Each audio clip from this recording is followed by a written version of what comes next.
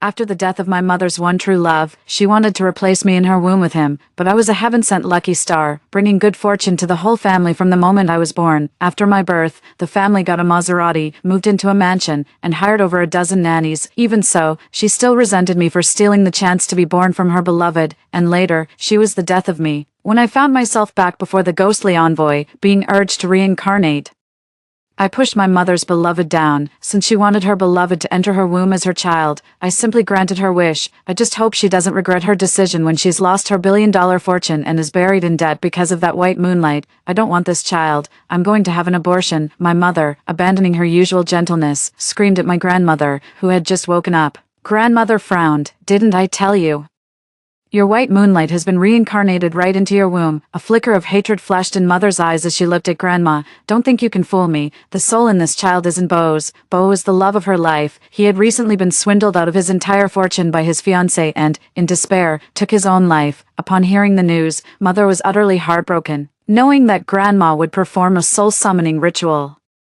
She begged Grandma to guide Beau's spirit into her own womb, but who could have guessed that Grandma had already sent me, the natural-born lucky star, into her belly from the very start. One is a natural-born lucky star, the other a strange man. Anyone with a brain would choose the lucky star. Seeing her scheme exposed, Grandma gave an awkward chuckle. But that blessed child is priceless. If you give birth to it, I guarantee our family will move from this shabby little house into a grand villa. What Grandma didn't know is that Mother had no desire for wealth and riches. All she wanted was for the one who held her heart, her white moonlight, to be reborn as her own child. After I was born, she didn't even glance at me. She ignored my hungry wails, as if she wished she could have thrown me from the upstairs window. However, in her past life, she never saw through her grandmother's deception. I floated in midair, stroking my chin in thought. Could it be that Mother has been reborn as well? Grandmother was afraid Mother would abort the blessed pregnancy while she was away. She locked Mom inside the house and sternly warned my older sister Mia, who was watching TV in the living room, "If you dare let her out, I'll kill you, you worthless girl." Mia shrank back in fear. After Grandma left, Mom, who was locked in the room, pressed herself against the door and called out for Mia at the top of her voice, "Be a good girl, Mia. Hurry up and open the door for Mommy." Mia covered her ears, pretending not to hear. Having lived with Mia for 6 years, how could Mom not know exactly what she was like? Her eyes darted around, and she lowered her voice to coax her. "Mia, sweetie, let me ask you something. Would you like to get rid of that birthmark on your face?" Just as expected, upon hearing this, Mia lowered the hand she had been holding to her ear. Mia had a red birthmark on her face, about the size of a palm. The other children in the courtyard didn't like playing with her. They would gang up to bully her, giving her the nickname Ogress. "Mia, if you just open the door, Mommy will take you to get the birthmark removed. A really amazing doctor has come to our village. If your dad saves the factory director, the director will take you to have the surgery. In the future, Mia, you'll grow up to be incredibly beautiful and even become a famous internet celebrity." When I heard those words, a huge weight lifted from my heart. So, Mom had been reborn too.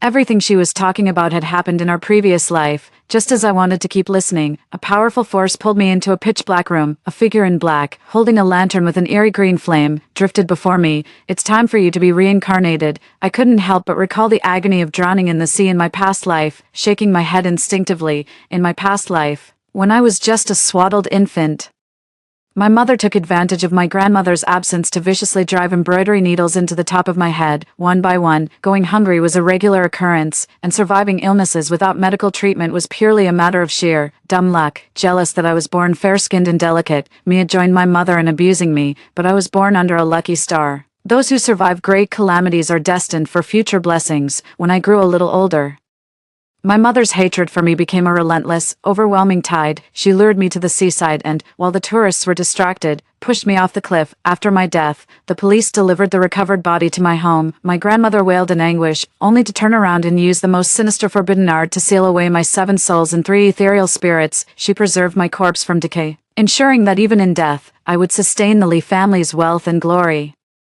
I don't understand. I just don't get it. Wasn't I supposed to be their lucky star? How did it come to this? The man in black sneered at me. "That's not for you to decide." With that, he raised his hand and gestured, and a well glowing with white light appeared beneath our feet. This well was called the Rebirth Well, used specifically for spirits to be reincarnated. Just as he was about to push me in, with lightning reflexes, I snatched the gourd bottle hanging from his waist and poured out a horde of souls destined for the 18 levels of hell. Instantly, the room was filled with ghosts, each just a head floating atop a wispy, ethereal trail of smoke. They began darting and scurrying chaotically around the room, fearing they might escape to be reincarnated. The Hell Guards reclaimed the Rebirth will and embarked on a frantic ghost-catching pursuit. After a quarter of an hour, the ghostly envoy was panting heavily, his already dark face turning even blacker. Did you think causing a bit of trouble would get you out of reincarnation? He tapped my forehead with his finger, caught between a bitter laugh and exasperation. If you want to fight me, go back to the mortal world and cultivate for another 300 years. With those final words, he raised his hand in a sweeping gesture, and the white well reappeared before us. Now it's time I sent you off to be reborn.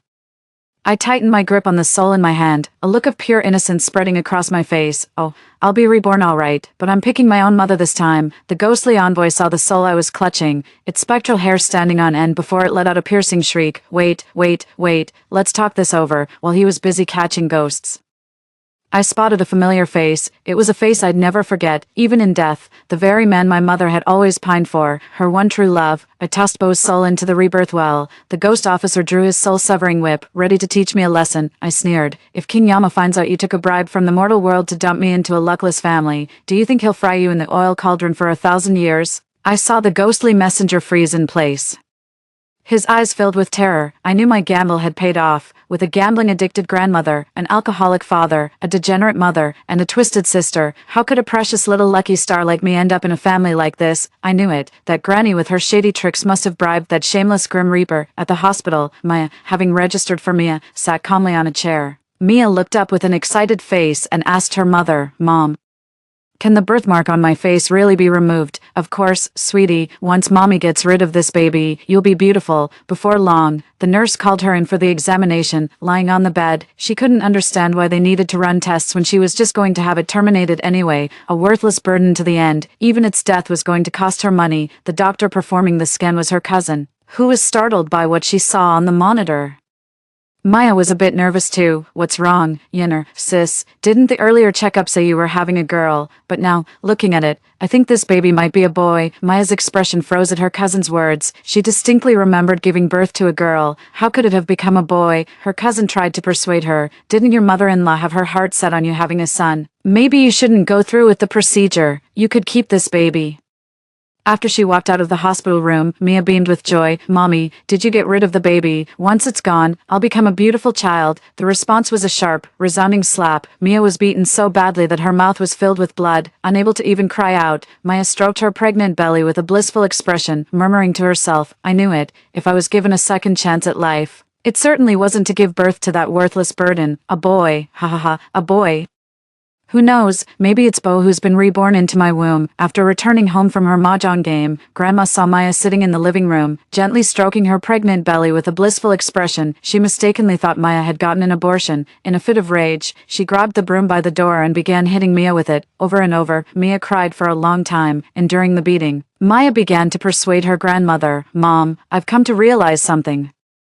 Didn't you say this child is a lucky star? What fool would get rid of a lucky star?" Grandma looked at her suspiciously. "What's gotten into you? Aren't you hung up on Bo anymore?" Maya laughed a little guiltily. "How can Bo compare to a lucky star?" Grandma snorted coldly. "You'd better not try any tricks with me." A few months later, Maya gave birth to a baby boy. Grandma Faye was beaming with joy, while Maya cried tears of happiness all day.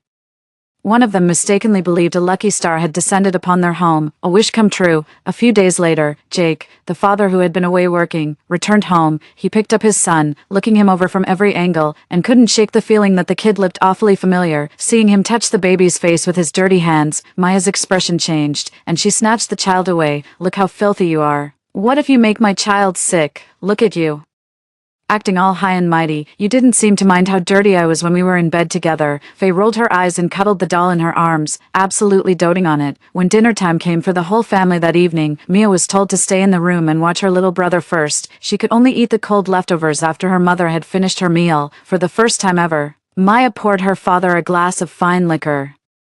"Is your factory director coming to the village tomorrow to inspect the branch plant?" Jake took a sip of his drink. "How did you know?" A smug look spread across Maya's face. Fortunately, she was reborn with the memories of her past life. Even without that lucky star, she could still make a good life for herself. On his way to the countryside, the factory director was ambushed by a group of local bandits. By chance, My father and a group of villagers were passing by the mountainside. Fought off the bandits, and saved the director. To repay my father for saving his life, the director specifically promoted him to a junior management position at a large factory in the city. Over 3 years, he was promoted 3 times, and in the end, he was even made the director's successor. After giving the father a few final instructions, the mother carried the child back into the room. She casually pulled a soiled diaper from under the baby and tossed it to Mia, who was faint with hunger. Wash this diaper, you can eat only after you've finished. Outside, under the faint moonlight, Mia's tears fell ceaselessly into the wash basin. In the dead of winter, a thin layer of ice had formed on the water in the basin. Her small hands were numb from the cold, then turned red and swollen, as if they were beginning to rot. She listened to the sounds of her mother playing with her little brother, their laughter and happy chatter drifting from inside the house. The hatred in her eyes grew more intense. A few days later, Jake put on a new shirt and stood under the eaves, staring blankly at the torrential rain pouring from the sky. Maya, in a downpour like this, even a mugger would call it a day. Maya gave him a swift kick in the rear. If you miss this golden opportunity, our whole family will be stuck in this godforsaken mountain hovel forever. In the end, Jake was coaxed and cajoled into putting on a tattered raincoat and stepping out into the pouring rain. After Jake left, Maya kept anxiously peering out the door, but there was no sign of him returning. A sense of foreboding washed over her. I remember from my past life, Jake should have brought the factory director home by this time. The rain finally let up, and the sky was stained with ink. It was only then that Jake, caked in mud, came limping back. Maya hurried out, only to see he was alone. "Where is he?" she exclaimed in surprise. The next moment, Jake's fist sent her flying 2 meters back. "You lying bitch." The factory manager was picked up and taken to Ethan's place a whole day early. "I swear, if I don't beat you to death today, my name isn't Jake." He then plopped down on Maya's stomach, raining blows on her face with his fists. He only stopped when her cries grew faint and her breathing became shallow and ragged. Faye, who had just returned from playing cards outside, was horrified and pulled him off. "Are you trying to kill your own wife?" Jake pointed at his broken leg and cursed. "If that bitch hadn't tricked me halfway up the mountain, I never would have gotten caught in that mudslide. Now my leg's busted. Tell me, don't I have every right to beat her to death?" Faye, also seething with resentment, gave Maya a kick. "I told you this woman was up to no good. Let's just finish her off." Mia stayed silent. Hiding under the table, a faint, happy smile appeared on her grimy face. "The ghostly messenger told me to choose a family to be reborn into." I browsed through the options, then pointed at a name to show the ghostly envoy. The envoy curled his lip. "Why not pick the richest family to be reborn into? Maybe a little mountain village is more my style." With those words, I jumped into the well of rebirth. In the hospital, a shabbily dressed couple received the notice that their fetus had no heartbeat.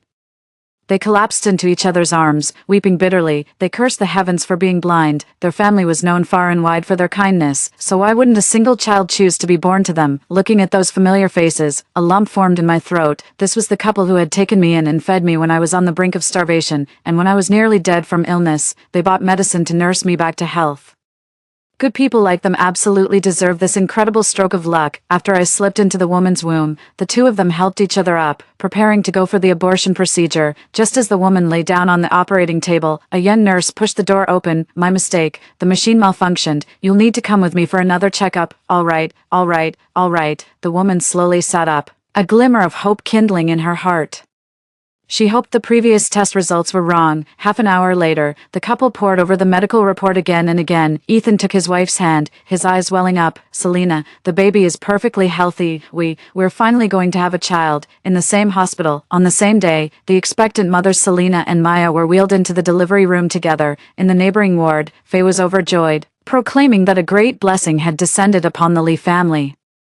Little did she know, the real bringer of good fortune was fast asleep in a bassinet in the next room. The Shin family had nothing but a dilapidated little courtyard and a few rickety thatched huts. Ethan cleared out a room for the factory director to stay in. After making the bed and chatting with the director for a bit, he hurried off to check on the baby. Ligia village is located deep in the mountains. Its remote geography makes transportation difficult, and it frequently suffers from natural disasters. The local administration wants the entire village to relocate to settlements on the outskirts of the city. Consequently, this factory also has to move. The new site will be twice the size of the original, and they need to hire more workers. Having only 1 or 2 managers is insufficient. He thinks Ethan is a good person. If Ethan hadn't sent word ahead about the coming rain and told him to set off a day early, he would have been stranded halfway up the mountain. The next day, the factory director was standing in the courtyard washing up. Oldley, the security guard at the factory gate, arrived in a sweat. Seeing the director safe and sound, he breathed a sigh of relief. Upon hearing that Ethan had brought the director to the village a day early, Oldley excitedly grasped Ethan's hand and explained the situation. It turns out that a convoy from the city was ambushed and taken hostage by a group of bandits halfway up the mountain yesterday. If the factory director had stuck to the original plan, he would have certainly met the same fate. The factory director's face darkened as he listened, not daring to dwell on whether he, too, would have been kidnapped by the bandits if not for Ethan. Ethan felt a bit embarrassed by the praise. Holding the child, Selena said with a light laugh, "Isn't that something?" Just the other day, our Ethan had a dream where Joy told him to have the factory manager come to the village a day early, and that if he stuck to the original plan, he'd run into bandits. As soon as the words were spoken, a heavy silence fell over the courtyard. Ethan scratched his head. "After I woke up, I just had this nagging feeling something was off. Who would have thought it would turn out to be such a strange coincidence?" Nestled in my mother's arms, I nibbled on my little finger, feeling quite pleased with myself. "Look, all of this is thanks to me. The factory director uncle better give my parents a huge reward. Don't forget, that robber was out for both money and lives." The factory director patted my head and said, "Oh my, I really must thank you." I gave him a sweet smile. Everyone present was utterly charmed. "Ethan, let me hold your daughter too. I want to soak up some of this little lucky star's good fortune." A few days later, a group of officials arrived from the city, telling everyone to pack up and prepare to relocate there. Even after moving to the city, Jake didn't straighten up. He became even more of a layabout than he was in the village. He's always hanging out drinking with a bunch of unreliable people. As they were talking, the conversation turned to matters at the factory. Jake heard that Ethan had picked up the factory director a day early, which happened to help the director avoid a disaster. Now,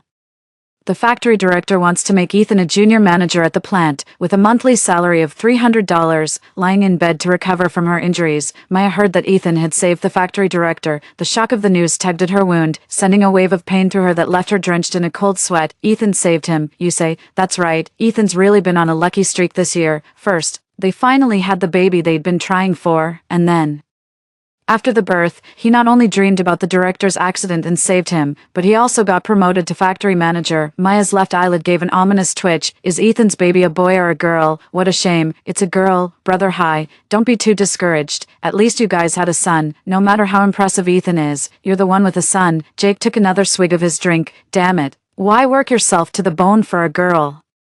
She'll just end up belonging to someone else someday." "Exactly. Come on, drink up." Maya couldn't shake the feeling that something was off. The more she thought about it, the more it gnawed at her. That little brat couldn't have gone over to Ethan's place, could she? The next day, I had just finished my bottle of milk and was rolling over in my crib. The sound of a familiar voice at the door jolted me awake, my drowsiness vanishing instantly. "It's Maya. What's she doing here?" Maya placed the bag of cheap apples she'd bought onto the table. "You didn't have to bring anything just for visiting." With a warm smile, Selena washed a bunch of grapes and placed them on the coffee table. Maya looked around and realized the apartment the factory had assigned to the manager was the very same one she had lived in during her past life. The refrigerator, television, and air conditioner here were exactly the same as the ones from her previous life. However, the apartment she was assigned now was just a 50-square-meter, two-bedroom unit. All of this should have been hers, but the Ethan family snatched the opportunity away. After finding an excuse to send Selena away, Maya quietly pushed open the door to the master bedroom. Lying in the crib, lulled into drowsiness by the summer heat, I saw a large, twisted, shadowy face loom over me, terrified.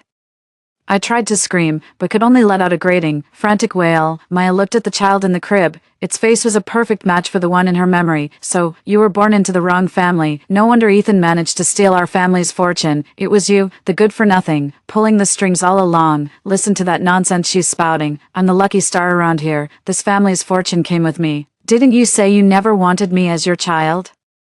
If you're so capable, then don't take the family fortune worth hundreds of millions." But in Maya's eyes, my dissatisfied, incoherent babbling was utterly harmless. Maya grinned like a fiend from hell, bent down, and picked me up. "Little thing, I was the one who killed you in your last life, and in this one, I'm going to have to kill you again. Choose your manner of death. I might just go easy on you." "Fine, you can't talk anyway. Let me choose for you."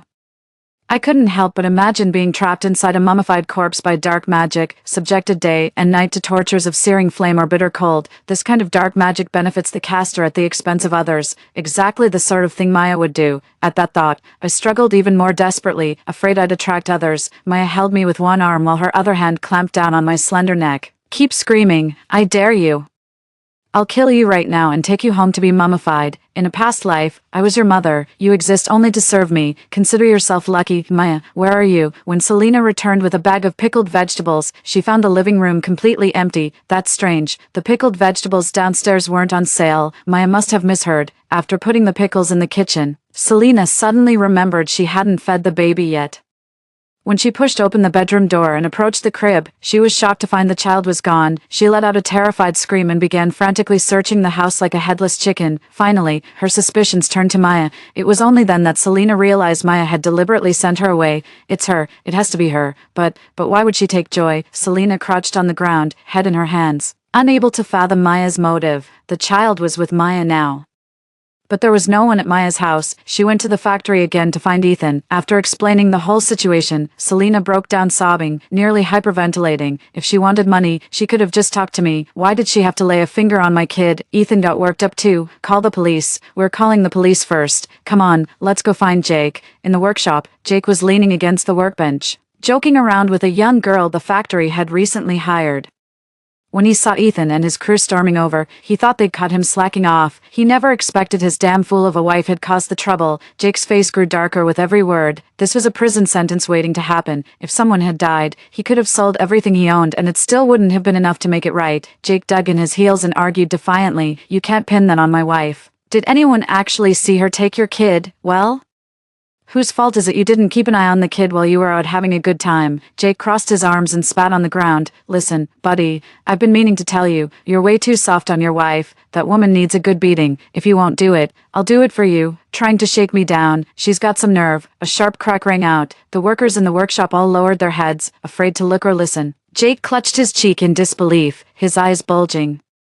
"You old hag, how dare you hit me? You've got a death wish." With that, he raised his arm high, about to strike Selena. Ethan pulled Selena behind him and shot Jake a murderous glare. "Looks like you don't want to work at this factory anymore. I've already written your leave request. Come with me to the police station to file a report right now. If I've wronged you, you can have my manager position." As soon as Jake heard Ethan was offering him the manager's position, his face lit up with a grin. "Honestly, if you didn't want to be manager, you could have just said so. You didn't need to make up a reason to hand it over to me." Ethan snorted coldly. "I'd better be wrong about you. If Maya really is behind this, you're out of this factory too." That evening, the police located Maya and took her into custody at the station. No matter what they tried, Maya just kept cackling like a madwoman, refusing to say a word about the child's whereabouts. After giving birth, Selena was already frail and delicate. The shock caused her to faint. A night passed, and the child was still nowhere to be found. Overnight, Ethan's hair was streaked with countless silver strands, making him look a decade older. Heavens above, if you must punish someone, punish me. Do not be so cruel to my child. She came into this world to live a life of ease, not to suffer. Several days passed with no leads. Maya caused a scene at the police station, accusing the officers of taking bribes and detaining her on purpose. They had no choice but to let Maya go. On their way home, Selena and Ethan happened to run into Maya. Maya held a handful of sunflower seeds, deliberately spitting the shells at Ethan. "Why bother looking for a little girl? Your family has money. If you really want a child, I'll just give Mia to you to raise." Selena was so infuriated by her shameless behavior that her heart ached. "Maya, you'd better sleep with the lights on tonight. Watch out for ghosts coming to settle the score with you." Maya laughed even more gleefully. "You barren old hen, I've had enough of you for a long time. Let me tell you something. That worthless thing of yours is never coming back." Selena rushed forward and slapped Maya, but as she went for a second strike, Maya shoved her away. "You're insane." Maya raised her arm to strike Selena, but Ethan stepped in just in time to stop her. Seeing Ethan's imposing and dignified presence, Maya's expression instantly changed, and she even shot him a flirtatious glance. "Ethan, I'm just as good looking as Selena. Why don't I divorce Jake and marry you instead? I'll even bring the 2 kids along." "You." Selena grew even more furious, watching her brazenly flirt with a man right in front of her. Maya even ran her palm over Ethan's muscular arm. "If you marry me, you'd get a son for free, wouldn't you? As for Jake, I'm done settling for that useless man. He and Selena would be a perfect match for each other." As soon as the words were spoken, Ethan remained silent, offering no response. Selena's eyes reddened with anger, looking as if she might burst into tears at any moment. Suddenly, Ethan gave Maya a smirk. "Oh really? If Jake knew you were talking about him like that behind his back, he'd probably want to kill you." Maya deliberately put on a frail, delicate act, like a willow branch swaying in the breeze. Ethan, you have no idea. I've been wanting to leave Jake for ages. He's a useless man, nothing like you. The next instant, a blur of motion shot forward and kicked Maya away. Maya's head slammed against the sharp corner of the wall, and a jet of blood instantly sprayed out. Ethan pulled Selena into his arms, shielding her from the blood. The sight of blood on Maya's head only enraged Jake further. As if that wasn't enough, he kicked her square in the chest. You think I'm useless, you bitch, looking to cheat on me, is that it? Guess the last beating wasn't enough for you. You want me to finish the job. With a trembling hand, Maya reached out to clutch at Jake's pant leg. Jake, listen to me, she pleaded. I only said those things to fool them. How could Jake possibly know if she meant it or not? He crouched down and slapped Maya hard across the face, the blow so fierce it knocked two of her teeth out. Maya knelt on the ground and kowtowed to Jake. I'm begging you, please stop hitting me. I did it all for the good of our family. Jake let out a bitter laugh. Say that one more goddamn time. You're telling me cheating on me was for my own good. Ethan didn't want his wife, who had just recovered from a serious illness, to witness such a gruesome scene. So he began to help her away from there. Selena was heartbroken. It's all my fault, Ethan, all my fault. I've been thinking, it must be so exhausting for you to look after the kids all by yourself. Ethan held his wife tighter. I should have hired a nanny long ago to help you out. This is on me. The husband and wife, supporting each other, arrived at their front door. To their surprise, they saw a glamorous, well-dressed couple standing at the entrance. Accompanied by a boy of about 7 or 8, it seemed as if they were waiting there on purpose. And you are. The moment Ethan saw the infant in the lovely woman's arms, his veneer of gentlemanly composure shattered completely. Joy, my joy. The woman watched the couple's joyful reunion with a gentle, beaming smile. She clearly explained to Ethan and his wife how her own child had found the baby by the river. The middle-aged man was the county party secretary.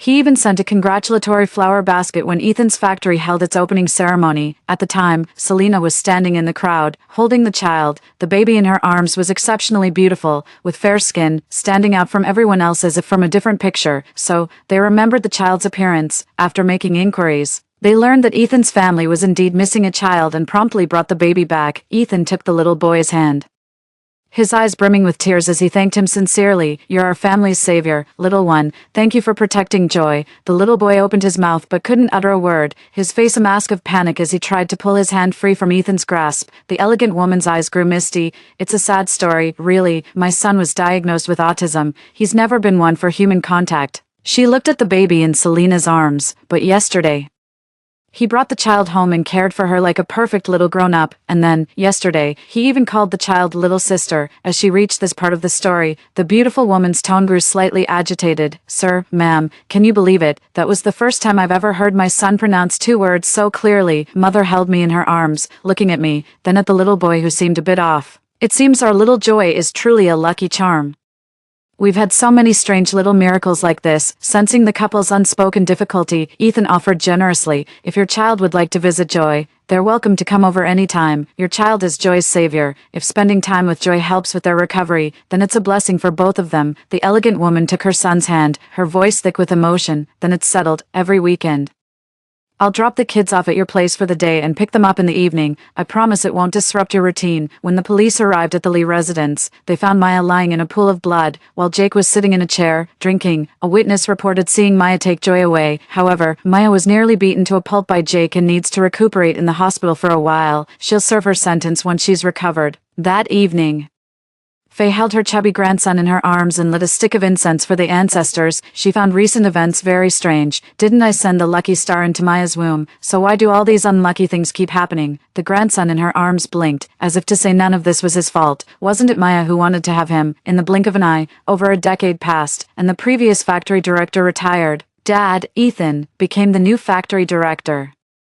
Little did Maya know that by discarding me, she thought she could ruin Ethan and Selena. She never imagined I was their destined good luck charm. Far from ruining them, I ended up bringing them a friend who was a tremendous help to their careers. When I was in elementary school, it coincided with the peak of the real estate boom. I was the one who suggested they use the family savings to buy a house. Back then, there were no restrictions. So I had my mother purchase several prime location properties in the capital and other first-tier cities. A few years later, I was also successfully admitted to a prestigious 211 university in the capital. My childhood friend, Brother Felix, also revealed a remarkable talent for painting. At the age of 14, he was taken abroad to study by a renowned master of oil painting. One day after school, I came home to find an unexpected guest had arrived. Upon a closer look, It was actually someone I knew. Maya stood there awkwardly, looking around at the home's decor while holding her chubby toddler. I pretended not to notice the resentment in her eyes. She probably thought all of this should have been hers. Mom glanced at Bo and said, "Our company doesn't hire just anyone. He has no degree and no experience. I can't make this happen." Maya looked at me with a sly grin. "Joy, you've grown up so much. Come here. Do you still remember your big brother Bo?" I couldn't help but shudder. When I looked at Bo, I was shocked to find his narrow, slit-like eyes sizing me up with a lecherous gaze. "No, I don't remember. Who even remembers what happened when they were a kid?" Maya kept pressing me relentlessly. "Is Joy seeing anyone at school? Let me tell you, none of these young people these days are reliable. Good men like your brother Bo are a rare find these days. You'd better not let this one slip away." Her shameless words almost made me sick to my stomach. I'm a top graduate from a prestigious university, with a flawless family background and looks, and you're telling me to give a chance to an illiterate who's built like a square? She must be out of her mind. Mom picked up her teacup, took a sip, and her expression darkened. "If you have nothing else to discuss, you should leave now." Maya grew anxious. "We're from the same hometown." "Don't be so heartless." Mother frowned impatiently. "Heartless? Do you need me to remind you of all those shameless, disgraceful things you did when you were young? Look how worked up you are. Is that really necessary? That's all in the past. I've let it go. Why can't you?" As if deeply wronged, Maya grabbed Bo, who had been staring at me, and made to leave. After they left, Mother, her face cold, called the housekeeper to disinfect the spots where the two of them had been sitting. "Joy, remember this. From now on, if you see these two people, you keep your distance." I just said, "Okay." So, Mom had been holding back on purpose, waiting for me to get home. "Don't worry, Mom. I'm not that much of a soft touch. I wouldn't even date someone I'd have to financially support." Maya isn't the type to just let things go. Seeing how well we're living now planted a seed of resentment in her heart, one that itches at her from time to time. When she got home and saw Mia in heavy makeup and a revealing two-piece outfit, her face fell.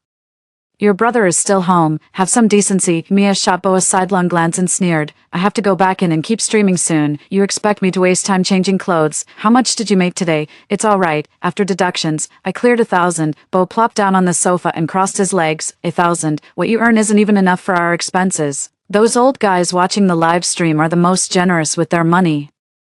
But you're still too proud to play along. If you'd just sweet-talk them a little, you'd be rolling in cash by now." Mia ignored him and went straight back to her room, bored. Bo also picked up his phone and sent a message to his online crush. "What a goddamn annoying day. My mom dragged me to a blind date. He sent over the photos he'd secretly taken today, putting on a show of being troubled. That girl has taken a liking to me. Says she's a student at some 211 university in Shangjing. She's just average looking, of course not as beautiful as you, my dear, babe. My feelings for you are absolutely genuine. Don't you have anything to say to that?" A lecherous grin spread across his face as he looked at the screen, and he reached down to scratch his flabby waist. Suddenly, a wrinkled, aged hand snatched the phone away. Maya saw the chat history and let out a piercing shriek of anger. "Didn't I tell you not to hang around with that kind of gold digger? Why are you still with her? What's so great about her? It's obvious she's just after your money." Bo's eyes widened as he pointed a finger right at Maya's face and lashed out. "Well, whose fault is it that you brought me into this dirt-poor family where we can't afford anything? If you and my deadbeat dad had any real ability, do you think I'd have ended up like this?" Maya's tone softened. "Sweetheart, listen to your mother. Don't be with her anymore. All the girls I've introduced to you are good girls. Every single one of them is better than her." Bo rolled his eyes. "I just like someone who's pretty and sweet-talking. Those other girls are all so boring and plain. If you like them so much, why don't you marry one yourself?" Hearing Bo's words, Maya slumped onto the sofa in defeat. She wondered, was Bo really going to repeat the tragedy of his past life? No, absolutely not. Bo is my son now. It's just about money, isn't it? Her daughter can make plenty of it, if it comes to it. She can sell herself, anything to keep my son safe. Bo had just picked up the phone from the couch when Maya threw her arms around him, sobbing, "My boy, as long as you don't take your own life, I'll do anything, anything at all." A few days later, Maya arranged for Mia to meet an older man for a matchmaking date. During the meal, the three of them deliberately pressured Mia into drinking. In the end, she took the money the old man gave her and watched helplessly as he carried her daughter away. As soon as she returned home, she immediately transferred the money she had just received to her son, without even asking where the money came from. Bo took it and went out to meet his crush. Oh, and by the way, today is a great day. His crush agreed to meet him. It wasn't until dusk, as the sun sank below the horizon, that Mia limped her way back home. Upon opening the door, I saw Maya humming a tune while cooking. It was as if she was celebrating some joyous occasion. She moved back to her room like a walking corpse, dragging her battered body. Hearing the sound of Mia closing the door upon returning home, Maya set down her spatula and wiped her greasy hands on a dishcloth. Mia, why didn't you tell me you were coming home? Maya noticed something was off about how quiet Mia was, upon opening the door. She was so startled by the sight of Mia facing the wall and muttering to herself that she stumbled back several steps. Maya clutched her chest. Catching her breath, "You little brat, who are you trying to scare? You didn't even turn the light on." It wasn't until she turned on the light and approached Mia that she could finally make out the words spilling from Mia's mouth. Why hasn't the birthmark on my face been removed? Aren't I an influencer now? Don't I just fly around the world on my family's dime, eating and drinking my way through it? Why do I have a little brother now? Why? Mia suddenly turned her head, fixing Maya with a pitiful smile. "Mom, this is your doing, isn't it?" Maya felt as if she had plunged into an ice cavern, a bone-deep chill seeping through her entire body. "What nonsense are you spouting? I can't make heads or tails of it. I remember everything now. In our past life, you killed my sister, all because you wanted your unattainable white moonlight instead of a lucky star. Even after you moved into that sprawling 1,000-square-meter mansion, you were still pining for that white moonlight who probably didn't even know your name. Ha. I was wondering why this life was so different from the last one. So it was all your doing." Maya tried to speak, but Mia seized her by the throat. No matter how she struggled, she was no match for Mia in her prime. Mia seemed unhinged, weeping one moment and laughing the next. "Just because you're hung up on some worthless man, you'd actually tell me to go sleep with another one. If I'm going down, we're all going down together." Just as Maya was being choked nearly to the point of blacking out, a massive dark figure appeared behind Mia, grabbed an empty beer bottle, and smashed it hard against her head. After Mia collapsed, Maya lay sprawled on the bed, gasping for air. "That ungrateful wretch. I brought you into this world so you could take care of me. You're useless, can't even look after me and your brother, and you have the nerve to blame me." Bo didn't even glance over to see if he had killed his sister. Suddenly, he knelt before Maya. "Mom, please, save your son." What happened? Only then did Maya notice Bo's bruised and battered face. "Oh, my boy. Who dared lay a hand on you?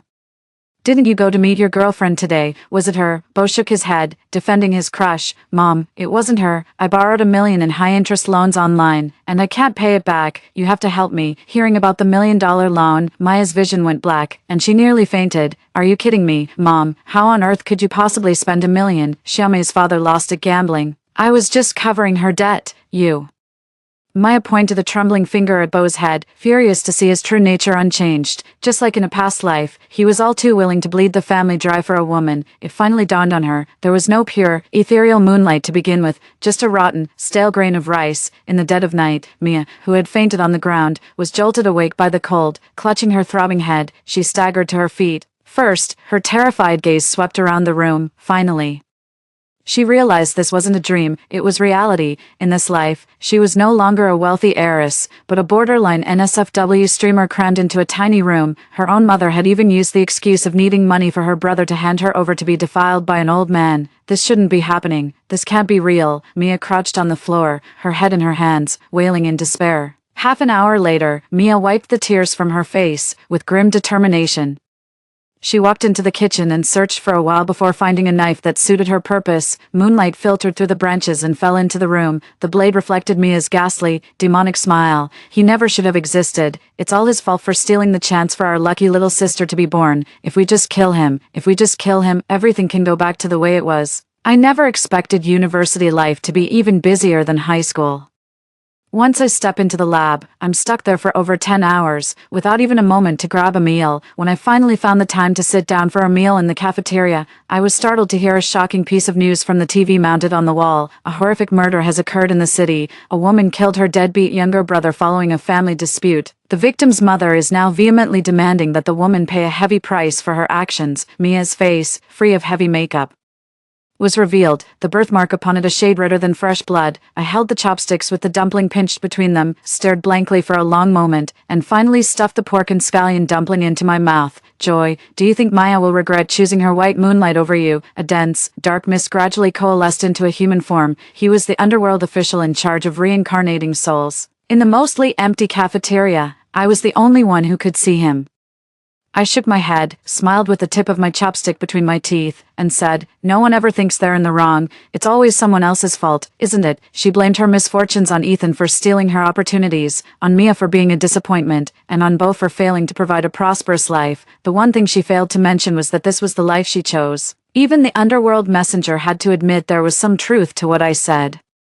"This is your last lifetime. Have you figured out how you're going to live it?" I took one last look at Maya on the TV screen. Her hair turned white overnight, burdened with $1 million in debt. Anyway, I'm not going to live a life like hers. Story 2. My little brother is obsessed with marine life, and he always uses me as his guinea pig to test if they're poisonous. During the May Day holiday, we went to the beach, and he picked up a geographic cone snail. They say this species is also called a cigarette snail, because if it stings you, you won't even live long enough to finish a cigarette. "Here, sis, your turn to try." I told him to stop joking around. He flung the cone snail at me without a second thought. In the end, I was paralyzed by the cone snail's venom and succumbed to it. With my last breath, I could still hear his voice, relieved. Thank God I wasn't the one doing the experiment, or I'd be the one dead. When I opened my eyes again, I was back on the day our family drove to the beach. The noisy chatter around me reminded me I had been reborn. Looking up, I saw my mom packing our luggage in the car for the May Day trip. Seeing the car packed full with luggage, my mom wasn't happy. "The 4 of us are going away for 3 days and 2 nights, and there's just too much luggage. Silly girl, maybe you should just stay home." Actually, my luggage didn't take up much space in that huge suitcase, just a change of clothes and a swimsuit. My brother was the one with all the stuff. He brought a full set of diving equipment. Everything from fins to masks and helmets is available, but my mom acted like she didn't see it. I nodded, said okay, and left with my luggage. But in my mind, I was calculating when I could finally stop. 1, just as expected. My brother spoke up. "Mom, let my sister go." My mom didn't understand. "That place is so far away and ridiculously expensive. One more person means extra costs. Why should your sister go? A girl doesn't need to broaden her horizons anyway. Just let her stay home and watch TV." But my brother disagreed. "Mom, listen to me. I've looked into it. That area has cone snails. They're considered one of the ocean's top 10 killers. It's said that just 1 milligram of their venom can kill a person. Mom, let my sister go. She can help me with the experiment later, right?" My heart sank. It was the exact same thing he'd said in my past life, and he'd tossed it out so casually, almost as a joke. It's as if my life meant absolutely nothing to him. The most terrifying part was that my mother actually agreed. "Celia, just do as your brother says. Don't just stand there. Cooperate with his experiment when the time comes." She couldn't care less whether I'd be poisoned by the cone snail or not. My dad also scolded me. "Look how good your brother is to you. He went through all that trouble to find an excuse just so you could go. Otherwise, do you think your mom would have let you? And what do? Not only are you ungrateful, but you also want to ruin your brother's future. Have you no conscience at all? Having a brother like him is the greatest blessing you could ever have. Your brother is truly cursed to have you. Would you even want this kind of blessing in my past life?"